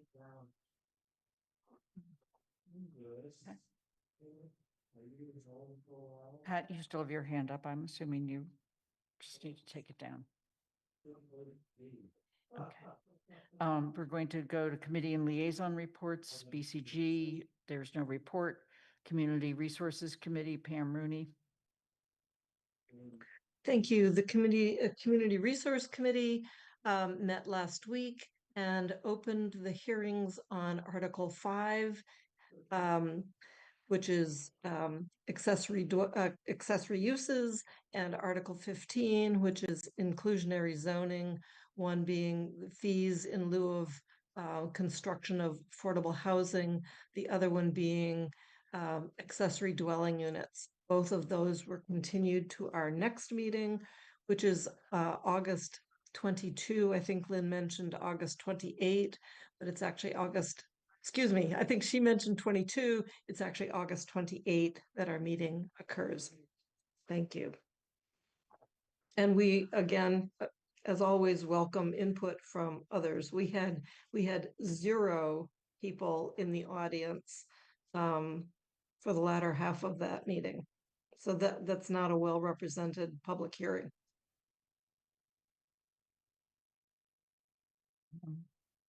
Elementary School Building Committee, Kathy.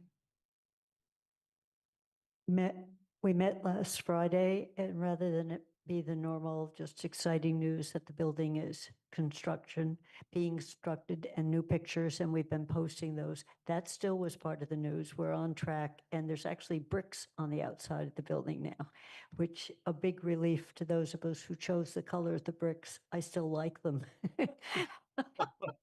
And, one of the designer brought the original bricks we were choosing to prove that these were the bricks we chose.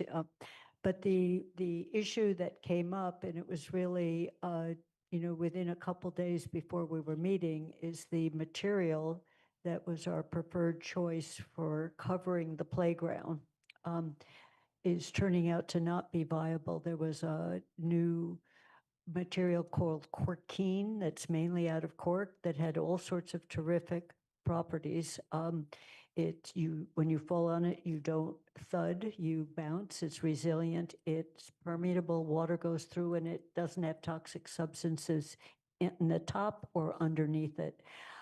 What's turned out, it's new to the United States and not at all used in New England. And there's one elementary school that embarked on being the guinea pig for the rest of us. And they've had, within a few months, had to tear out everything that was reinstalled, or most of it, because the installation was failing.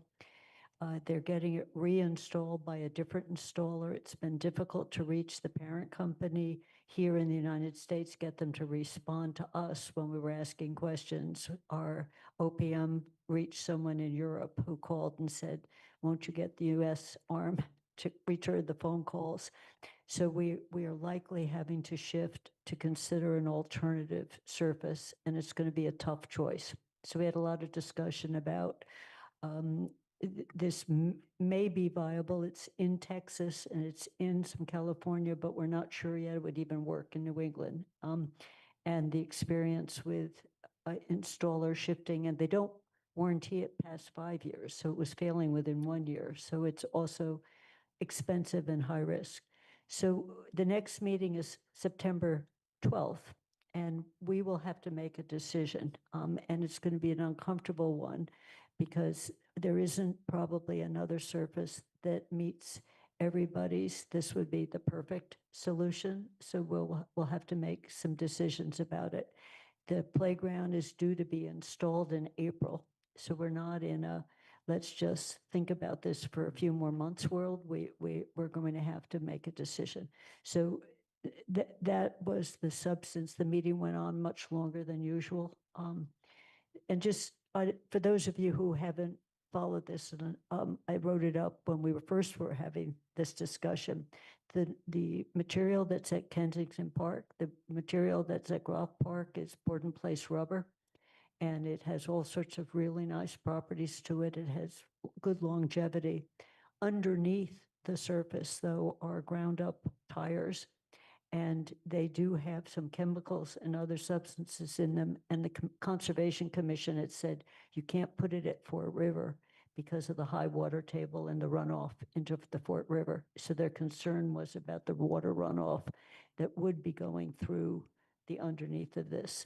So they initially completely fine with Court Keene, and there's some others. So that's the issue that we were wrestling with on Friday last week, and we'll be having to make a choice on September 12th. And you now know more about playground surfaces than you were ever expected to know. That's an example of a building committee person. Okay. Are there any questions or comments for that one? Okay, moving on.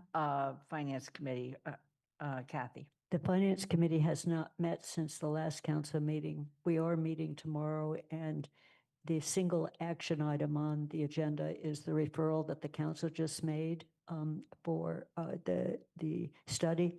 The other item, we'll have a new member, but we're going to be reviewing the fall schedule. You know, what do we have in front of us and timing of it. So it's more of just a group discussion. I think everyone knows the finance department of the town is a little short-staffed right now. So we're trying to be as non-staff intensive as we can for tomorrow.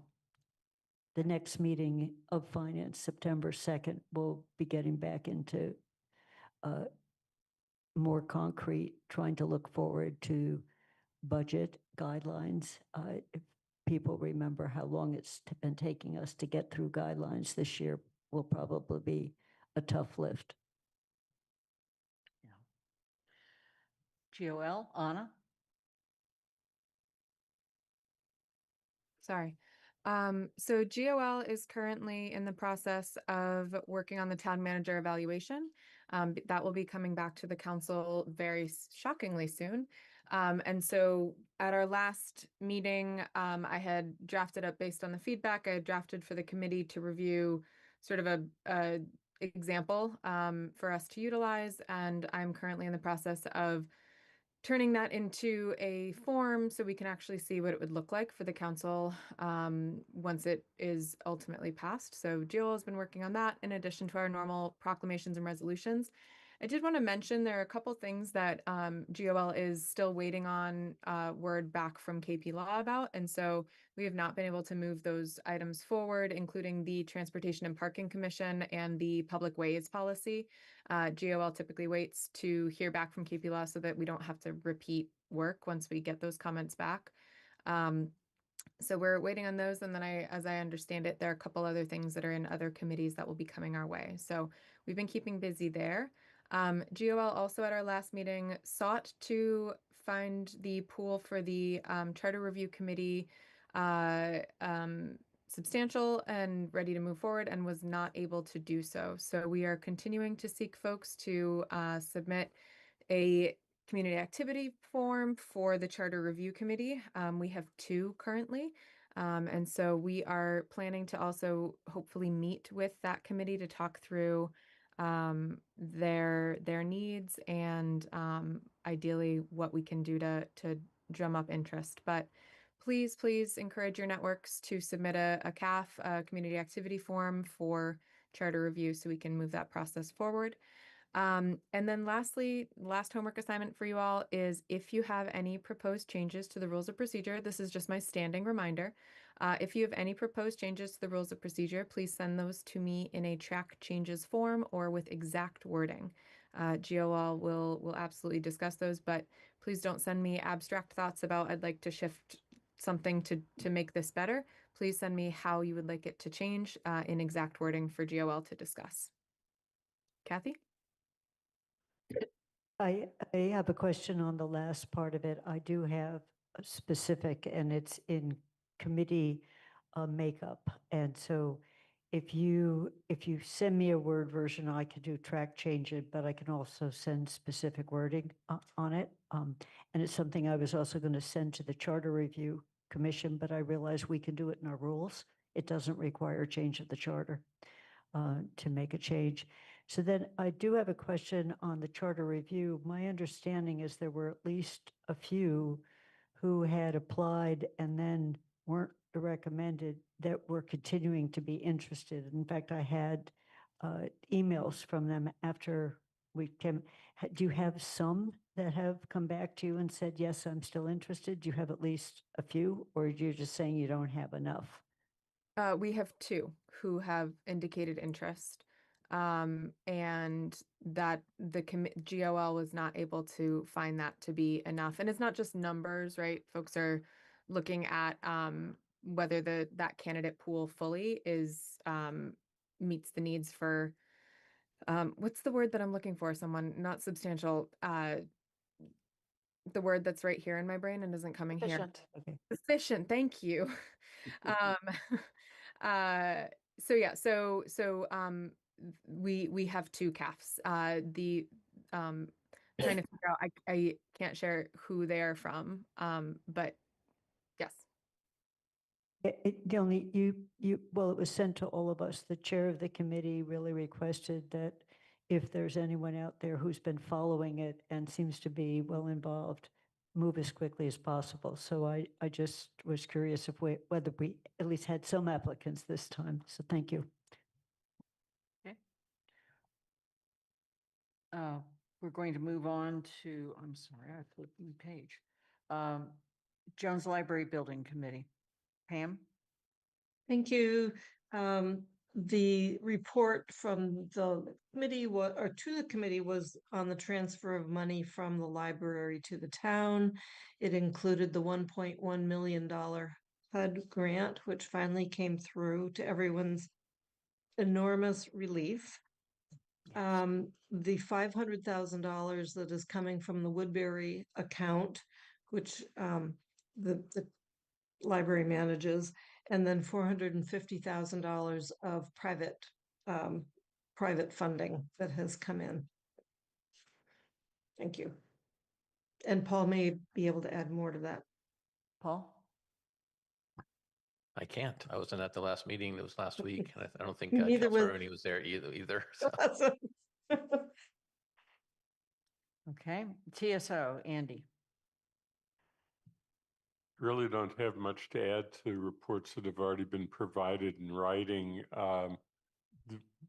Tonight was originally thought we would have the discussion on the recommendation regarding Heatherstone and whether to continue with the current roundabouts or move in the direction of removing them and replacing with other traffic calming as recommended by the committee.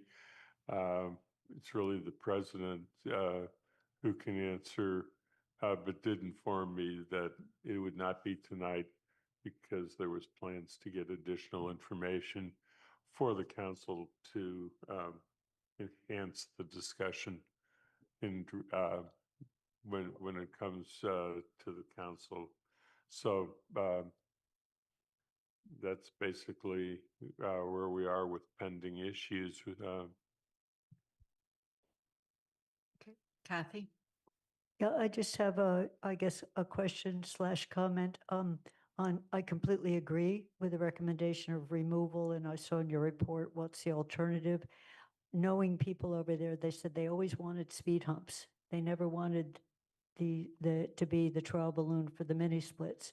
So couldn't we, and this is a request back to DPW, if we remove them, couldn't remove them and right away put in humps, whether it's 2 humps or 3, I don't know, what's needed there, just to slow the traffic down. And I don't know whether the term is bump, hump, ramp, platform, but just something that goes up a little bit and comes down, because the slightest amount of that slows cars down. You don't need a lot. So there's a concern that they get ripped off out of a beautiful road that finally doesn't have holes in it. And then we have a hole where the roundabout used to be. So I think it would be good to get a commitment to take them out, which Guilford had said would be easy, in quotes, and put something in right away, just sort of almost in the same. So that's a request. Could that happen? That would be a nice response to what people have been worried about. That, by the way, the reason for the delay is in fact, the clerk of the town council has asked Guilford to prepare a memo that talks about the cost of removal, the alternatives, and the timeline to make those alternatives available and the cost. Okay, so, Yeah. but that might be why you did it, but I just think people don't necessarily want them, but they don't want to get back to a throughway now that the median is gone, because that road was reconfigured. It used to have grass strip down it, and that Right. opened it up. Right, definitely. Pat DeAngelis. To comment on the fact that humps, whether they're small or large, cause problems with snow removal and road clearing in the winter. And that certainly would contribute to the redestruction of a road that's finally repaired. So so we really need a discussion with DPW. I agree with that, but not with your. Right. Any other questions of TSL? Are there any liaison reports? Pat? I have a quick one. I sat on the Board of Health for the very first time as liaison. And the biggest concern in the meeting was the RFP for the waste hauler. And they're hoping for some kind of update or understanding about the need for consultant. And you can probably contact them directly, but if you'd see me on that as well, I'd appreciate it, Paul. Thank you. Okay. Thank you. Are there any other questions on committees or liaisons? Seeing none. Oh, Anna, I'm sorry. That's okay. So it was early in the beginning and kind of happened so fast regarding BCG. Given the challenges that we know we will be facing, given that finance would like to start work sooner rather than later on budget guidelines, and given BCG's charge, which is to also draft their own set of budget guidelines, I'm curious if the town manager and the chair of BCG have any intention of calling a meeting of the budget coordinating group in the near future. We've not discussed it, but can in the near future. Paul? Yeah, we had not had that conversation right now. I think our finance department is understaffed until our new finance director comes in October, which is the latest he'll get here. I think we need to get him here before we can have that meeting. I'll speak for myself that I would appreciate if that conversation could happen sooner rather than later. Thank you. Okay. Town managers report. Paul? Thank you. So first off, thank you for approving the appointment of Lisa Borchetta as our Director of Senior Services.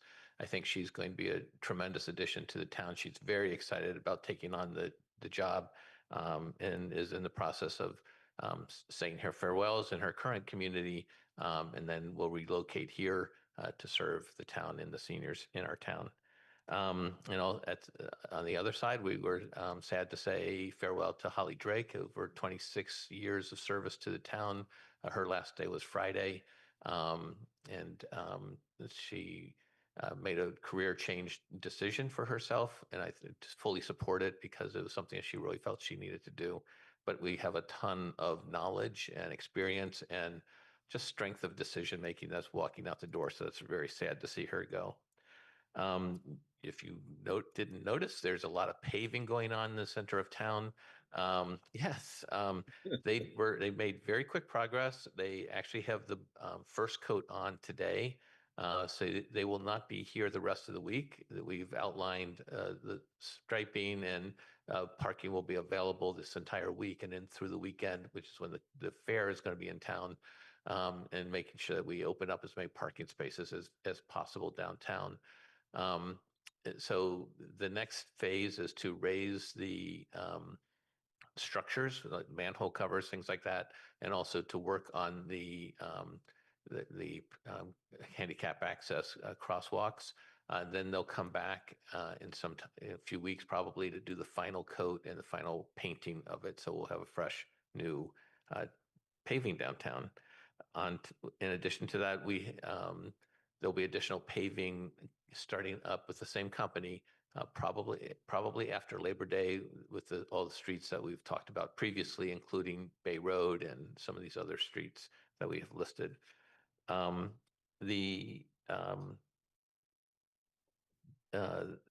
then there's additional work being done on Potwine. I think that's winding up in terms of replacing culverts, and that group is going to be moving over to Middle Street to replace a culvert over there. So more construction. We're in touch with the soccer association. I think we'll be out of there before soccer practice and games start on Potwine. So a lot of construction going on in our roads this fall.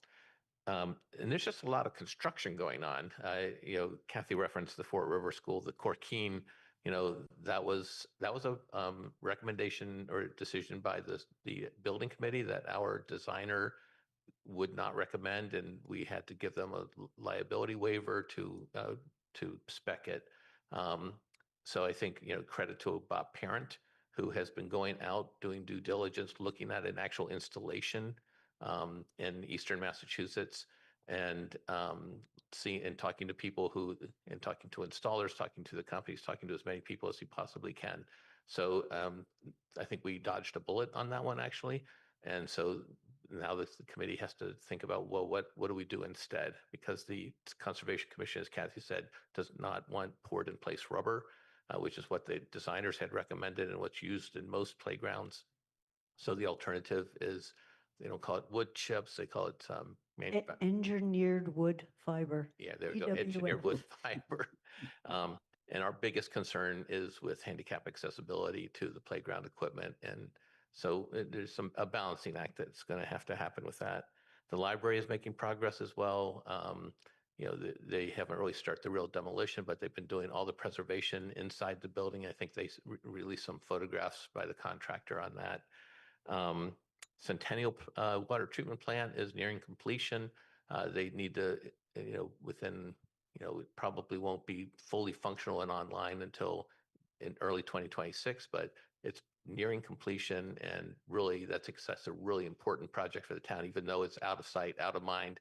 It's in the town of Pelham, but it's going to really, for the next half a century, will really serve the town well as a major asset for the town in terms of our water. The roundabout, let's go to the track and field. I'm not sure if you've been over to the track and field. We walked it today. And it's very large. It's on budget. It's on track. It's okay. And it's the reconfiguration, the reorientation makes it look bigger for some reason, but there'll be another field that will be adjacent to it. There'll be a lot of management issues that come up with it in terms of preserving the track in the field, because it's a grass field. It can't be used for probably until next year, most likely. But it's going to be a magnificent field and track. Then I think as soon as we finish that, people are going to say, well, what about the stands? What about this? What about that? There's going to be, we'll want other improvements to make it. This is sort of a bare bones design. So, looking at all the things and trying to make as good a decisions as possible to move that forward. The roundabout at Amity Street and University Drive, the bids come back this week. So once those bids come back, we'll know who the contractor is going to be. They'll be able to give us some guidance in terms of what their schedule is going to be in terms of doing the work. Probably some work will be done this fall and the rest will be done in the spring. So just sort of, I think for the town, we're in a building boom right now with a lot of staff devoting a lot of time to creating buildings and new infrastructure for the town. So I think it's a real, and we're queuing some other things up with if the council approves the money for the wastewater treatment facility. getting that plan laid out. So we're lining things up as we move forward. So I think it's really good news. There's, I appreciate the cooperation with the bid and the chamber in terms of communicating with our local businesses. It's a hardship. We wish we could have started a couple weeks early, but the money doesn't become available to July 1. Our businesses have been pretty understanding about that. A lot of times it's kind of slow the first couple of weeks of August. And so we hope to be out of the downtown area with the next 3 weeks and have it completed. So 3 or 4 weeks, whatever that is. But I just want to thank the bid and the chamber for helping to walk door to door, talk to business owners, share out information, what to expect. And so it's been a real team effort on that. Are there questions of the town manager? Yes, Bob Hagner. I have two questions. One is, it would be helpful to get a briefing, maybe in TSO, on what the town intends to do with the additional road money that we got from the state. And secondly, it's awfully dry and hot. I mean, the weeds that are growing in my backyard are wilting under the drought and the heat. Do you anticipate there being a drought warning or a drought issued for Western Mass? So we are not in a drought, oddly enough, even though we have not had rain for such a long period of time. So, and our water supplies are pretty ample right now. So in terms of the town of Amherst, we always monitor our water supplies very closely at this time of year in anticipation of the students coming back. But we're pretty much topped off on everything. So we're in pretty good shape. It's the state that declares the drought, and that triggers certain activities, which is, watering on odd numbered days and things like that. So right now we're in pretty good shape. Okay, thank you. Okay. Kathy? I have two questions, totally unrelated. Bob mentioned the additional road model. I think it would be good if we put out some notice that we got almost $1.5 million, Chapter 90. And one of the things I'm hoping we can bring up at finance or maybe TSO, that plus the 750 that we put aside out of our own capital, some sense of that's just barely over 2 million, but that's money that's available for this fiscal year, but the question is like, how quickly can you move it? Because I know you have some planning in advance, but just some sense of where that goes with that amount of money. And am I right? It's hard I had to search to find the Chapter 90, but the nice thing that the state did this time is they did the extra from fair share plus regular 90, and our legislative staff reps worked hard to get mileage to matter. So we got a big bump up. So that's question number one. And then I'll do two. And I alerted Paul to this. I think it would be good for the council to hear and the public to hear whether it's at the next meeting or council meeting, the one after, when will we be seeing a bump up in our property taxes as the financing for the school starts to pull money. So it wasn't in the last property tax, the announcement that we got for July first half of this year. So will we see it in the second half of the year? So just to report back on when people will be seeing that, so the public knows it's coming on some level. And I don't expect you to answer the second one now, but just some sense once you look at the numbers. Thanks. Sure. And we can get that for you. And then in terms of the paving, I believe we did bid out 2 years worth of paving. So we can just accelerate that contract depending on the contractor was expecting to do that next year, but we can look at with the new money if we can move that forward quicker. Councillor Ette.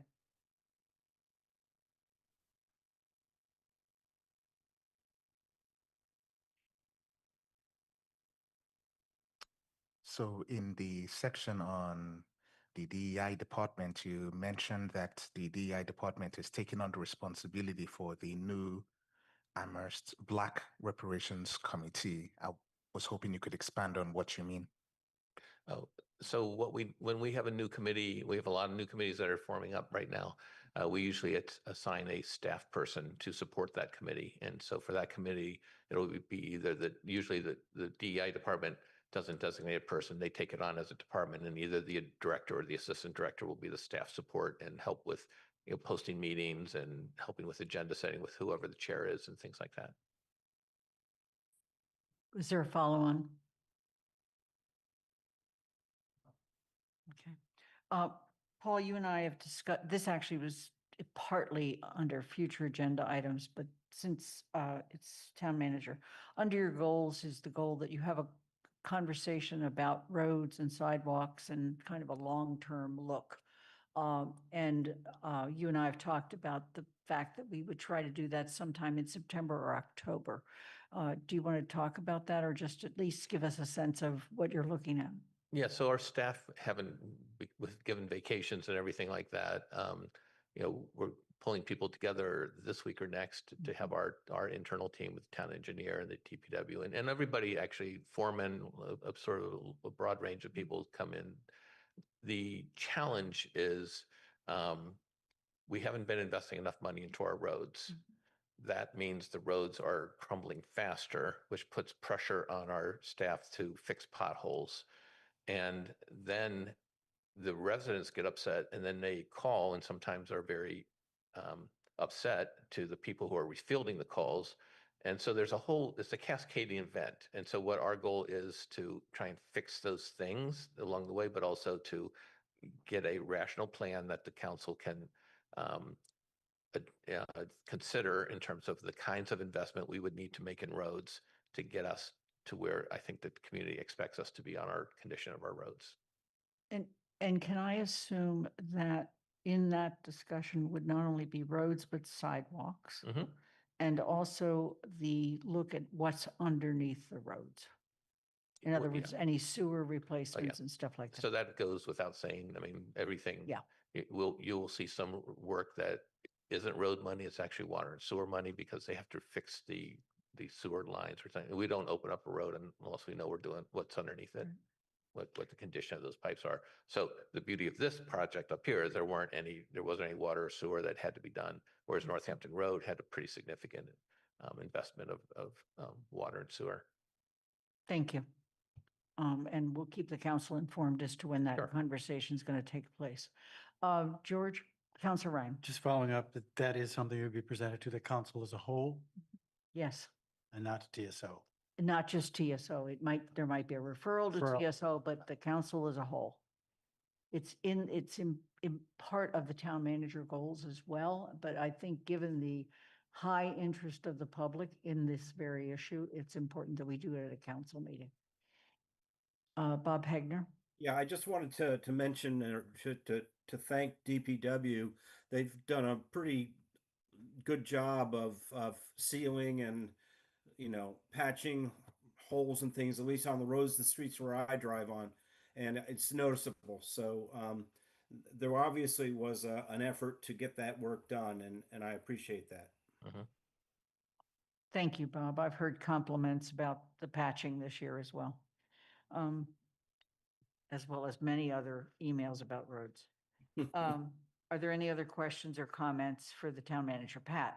Yes, Todd, the gentleman who spoke about having a library garbage can, came into the Survival Center on Friday and showed me a picture of the new can that DPW put there, and he's happily bringing things from Mill River and other places to keep our town clean. Good. And he was very moved by the quick response. Yeah, he was very passionate about it and appreciate what he was doing for the community. It happened to align with our priorities for trash cans. It was on an existing route, so our trash truck didn't have to deviate and create a new lot. And also we try to put trash cans adjacent to bus stops. And so it's a perfect location. And it's just something we should have noticed it before. So I appreciated him bringing it to our attention. Thank you. Are there any other questions or comments? Seeing none, we'll go to the town councilor comments. I've submitted a written report. It covers basically a month and a half from beginning of July to the middle of August. In the report, I said I would give an oral report on the regional school fiscal sustainability group update. And so I'm going to do that. I reported at an earlier meeting on the school's intent to order a report from the Massachusetts Association of Rural Schools, otherwise known as MARS. While the data for this report is publicly available from predominantly the Mass Department of Revenue and some from the Mass Department of Elementary and Secondary Education, it is very important to the schools that this be gathered and presented by an independent source. That report has been ordered and paid for by the schools, but as of today, it has not been delivered. Thus, a potential meeting with the schools on August 11 was canceled. In addition, a preparatory meeting with the chairs of the select boards of the three towns and myself as president of the council that was scheduled for today, August 18th, was also canceled. However, in the process of discussing the Mars report with the superintendent on July 8th, there was a misunderstanding by the chair of the Pelham Select Board and myself regarding the amount that we were being asked to contribute to pay for the report. Thus, on Friday, August 15th, Bob Agolia, chair of the Pelham Select Board, Pat Duffy, chair of the Leverett Select Board, and I were able to meet with the chair of the Regional School Committee, the school superintendent, and Sharon Bernacci, their finance director. Melissa Makepeace, chair of the Shutesbury Select Board, was unable to join us. As an aside, the report cost was a total of $32,000 or $800 per municipality. We were under the impression that the total cost was $950, to which we would contribute about $150 to $200. At the meeting this past Friday, Bob Agolia and I both apologized for our misunderstanding regarding the cost of the Mars report. This seemed to go a long way to reestablishing a positive tone with the group. Individually, Bob and I also have talked about whether or not we might make a modest contribution from the town. It was at this meeting this past Friday that we agreed to cancel the meeting today. However, the rest of the 30-minute conference call was spent establishing a general understanding about the next two meetings. Meeting one. This is based on the dependent of our willingness of the Pelham School Committee that the first meeting may occur. It has not been scheduled, it's not been confirmed, but it may occur as early as Tuesday, September 2nd at 5 o'clock or soon after. The focus of this meeting would be to have the Mars staff present the report to the Joint Committee of the Regional School Committee, Amherst School Committee, and the Pelham School Committee. It would be a public meeting, and all are welcome, and we are truly encouraged to attend. This is similar to the manner in which the school committee held the discussion with DESE regarding the regional assessment method on March 31st of this year. That would just be a presentation of data. If there were clarifying questions, that would be all that would go on that night.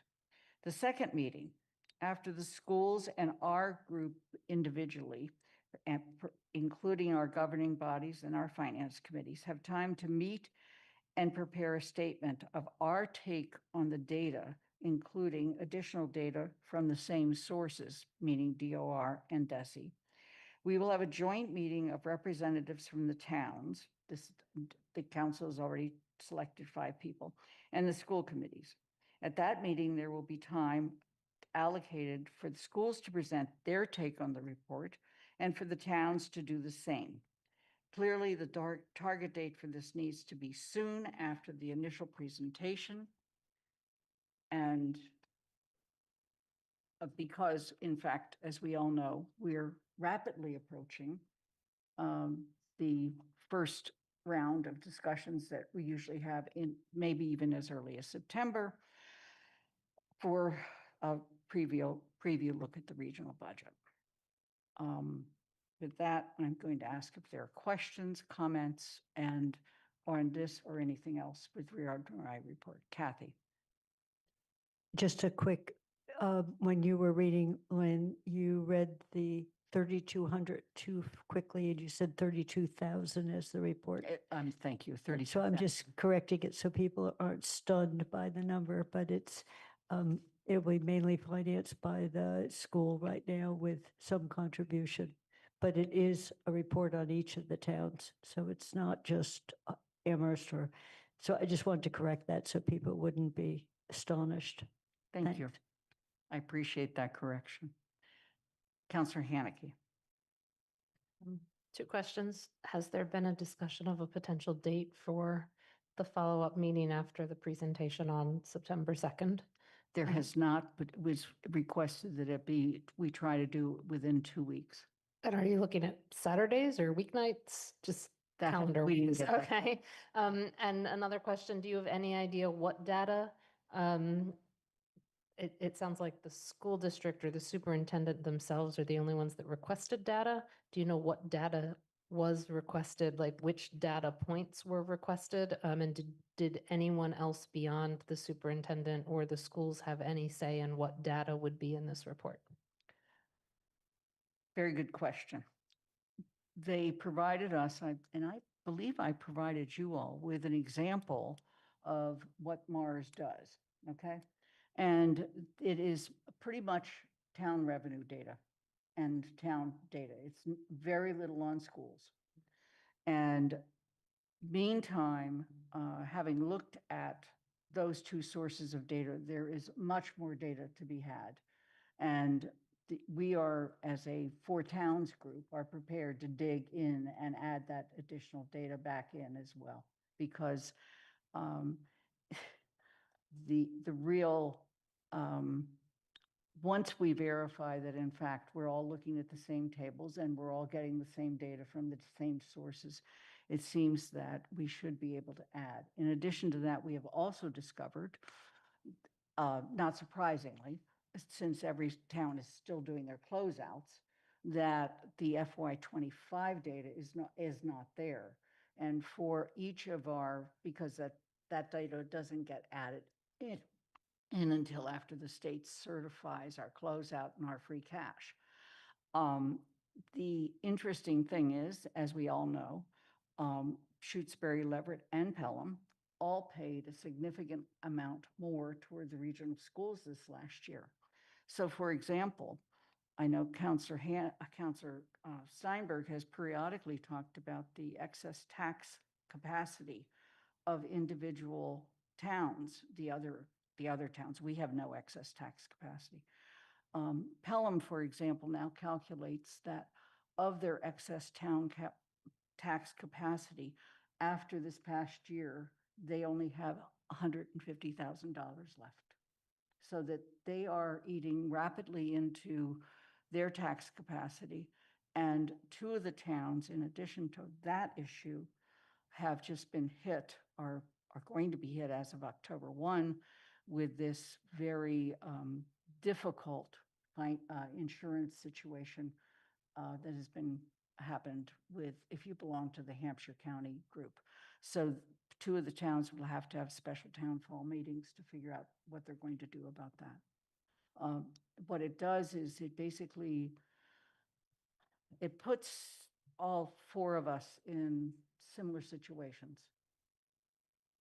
I wish I had better answers for you, and we're diplomatically trying to push for them. Andy? I think that I have one question or concern, and that is that if we're using as data comparison to three towns that are significantly different from the city, none is the town of Amherst, but really is a city, that it is a very different set of circumstances.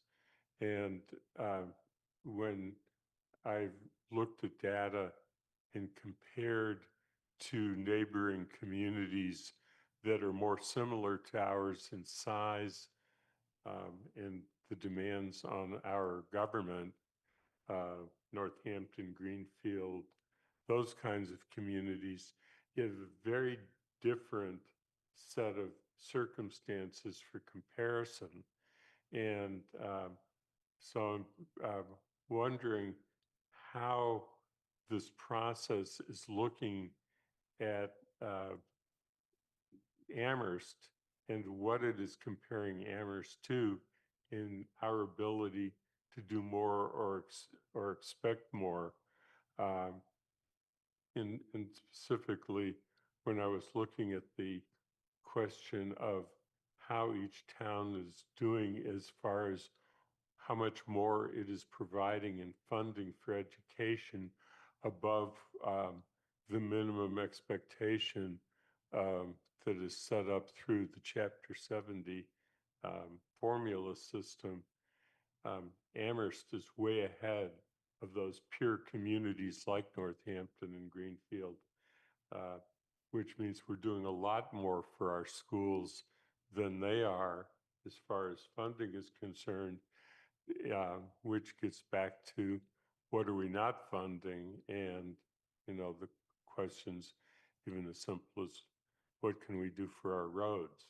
So I think that there's some really substantial questions that need to be looked at, and I hope that the data that's being developed is something that is allowing a comparison not just amongst 4 towns, but other communities that give a broader perspective on what the issues are.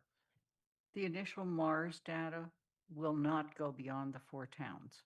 Beyond that, however, there is a ton of additional access and analysis being done that allows us to look at cities that are more comparable to Amherst. But it's not, the conversation just hasn't advanced that far. It's advanced that far among the 4 towns, but not with the schools. Okay. Anna. I apologize if I'm missing it. Lynn, you had said you had sent us something regarding the Mars report or the Mars data. I know we don't have it yet, but I'm not able, what? Been a while, so let me resend it. Thank you. That would be helpful. Yeah, absolutely. Are there any other questions or comments on this or anything else in the president's report? Let me just mention, I did contact Lori Goldner. They did provide testimony with regard to the environmental bills, and basically the testimony basically just said that they support it. So it wasn't anything specific. In the report, you will see that I did provide you with the testimony that I gave with regard to the creation of a municipal building fund that would be like an MSBA or a MES or a Board of Library Commissioners. Okay. Are there any other questions or comments? With regard to future, yes, Pam Rooney. Thank you. I appreciated the notice that you sent us in your report about the progress on the pilot calculations that Joe Comfort and Mindy Dom have helped sponsor, and really appreciated at least knowing that it's now under consideration and review, even if it may not necessarily affect us in a way that we might want because of our institutional buildings value on land in Amherst. But thank you. One of the things that I believe is promising about the fact that there is a commission, and while the issue right now may not include publicly owned land that has higher ed institutions on it, the commission is not barred from looking at that. And it is clearly the time, because once you open the formula, you need to open it once, because you won't open it again for at least another 10 or 20 years. So any other questions or comments? Andy and I, by the way, have been having several conversations about that. Seeing none, let me just mention, and you did get a preview of this from various committee chairs. On the September 8th, we'll have a public forum on the wastewater treatment proposal borrowing. We have a poll hearing for U Drive and Amity Roundabout. Hopefully there'll be a vote on the borrowing for the wastewater treatment plant. I believe the U Drive easement is separate, Paul, is that correct? Okay, and that still needs to come up. If we have the information for the Heatherstone mini roundabouts, we will bring that forward. We are also trying to schedule an update on Hickory Ridge. Anna mentioned and has done a terrific job of leading a council discussion, a GOL discussion on town manager evaluation. She also mentioned rules of procedure. We are waiting at GOL for the Transportation and Parking Commission and the Public Ways Policy. And there's also been a request from a counselor who's unable to join us tonight for an update on the Jones Library building fundraising, and we may have some more town manager appointments. I want to mention, for those of us that have done closeouts of council years in the past, this is beginning to frighten me, because in the past, we've stacked up everything into November and December. And so all I can say is keep your Mondays clear, because we may have to schedule some additional meetings to get everything done. Are there any other councilor comments or requests? Seeing none, I'm going to make a motion to adjourn and seek a second. Second. All right, and we'll begin the vote with Pam, with Kathy Shane, Yes. Andy Steinberg, Yes. Pat DeAngelis. Aye. Anna Devlin Gothier. Aye. Counselor Ette. Aye. Lynn Griesmerson, aye. Counselor Haneke. Aye. Bob Hagner. Yes. Counselor Lord. Pam Rooney. Aye. Counselor Ryan. Aye. It's unanimous. The meeting's adjourned. It's 9:01.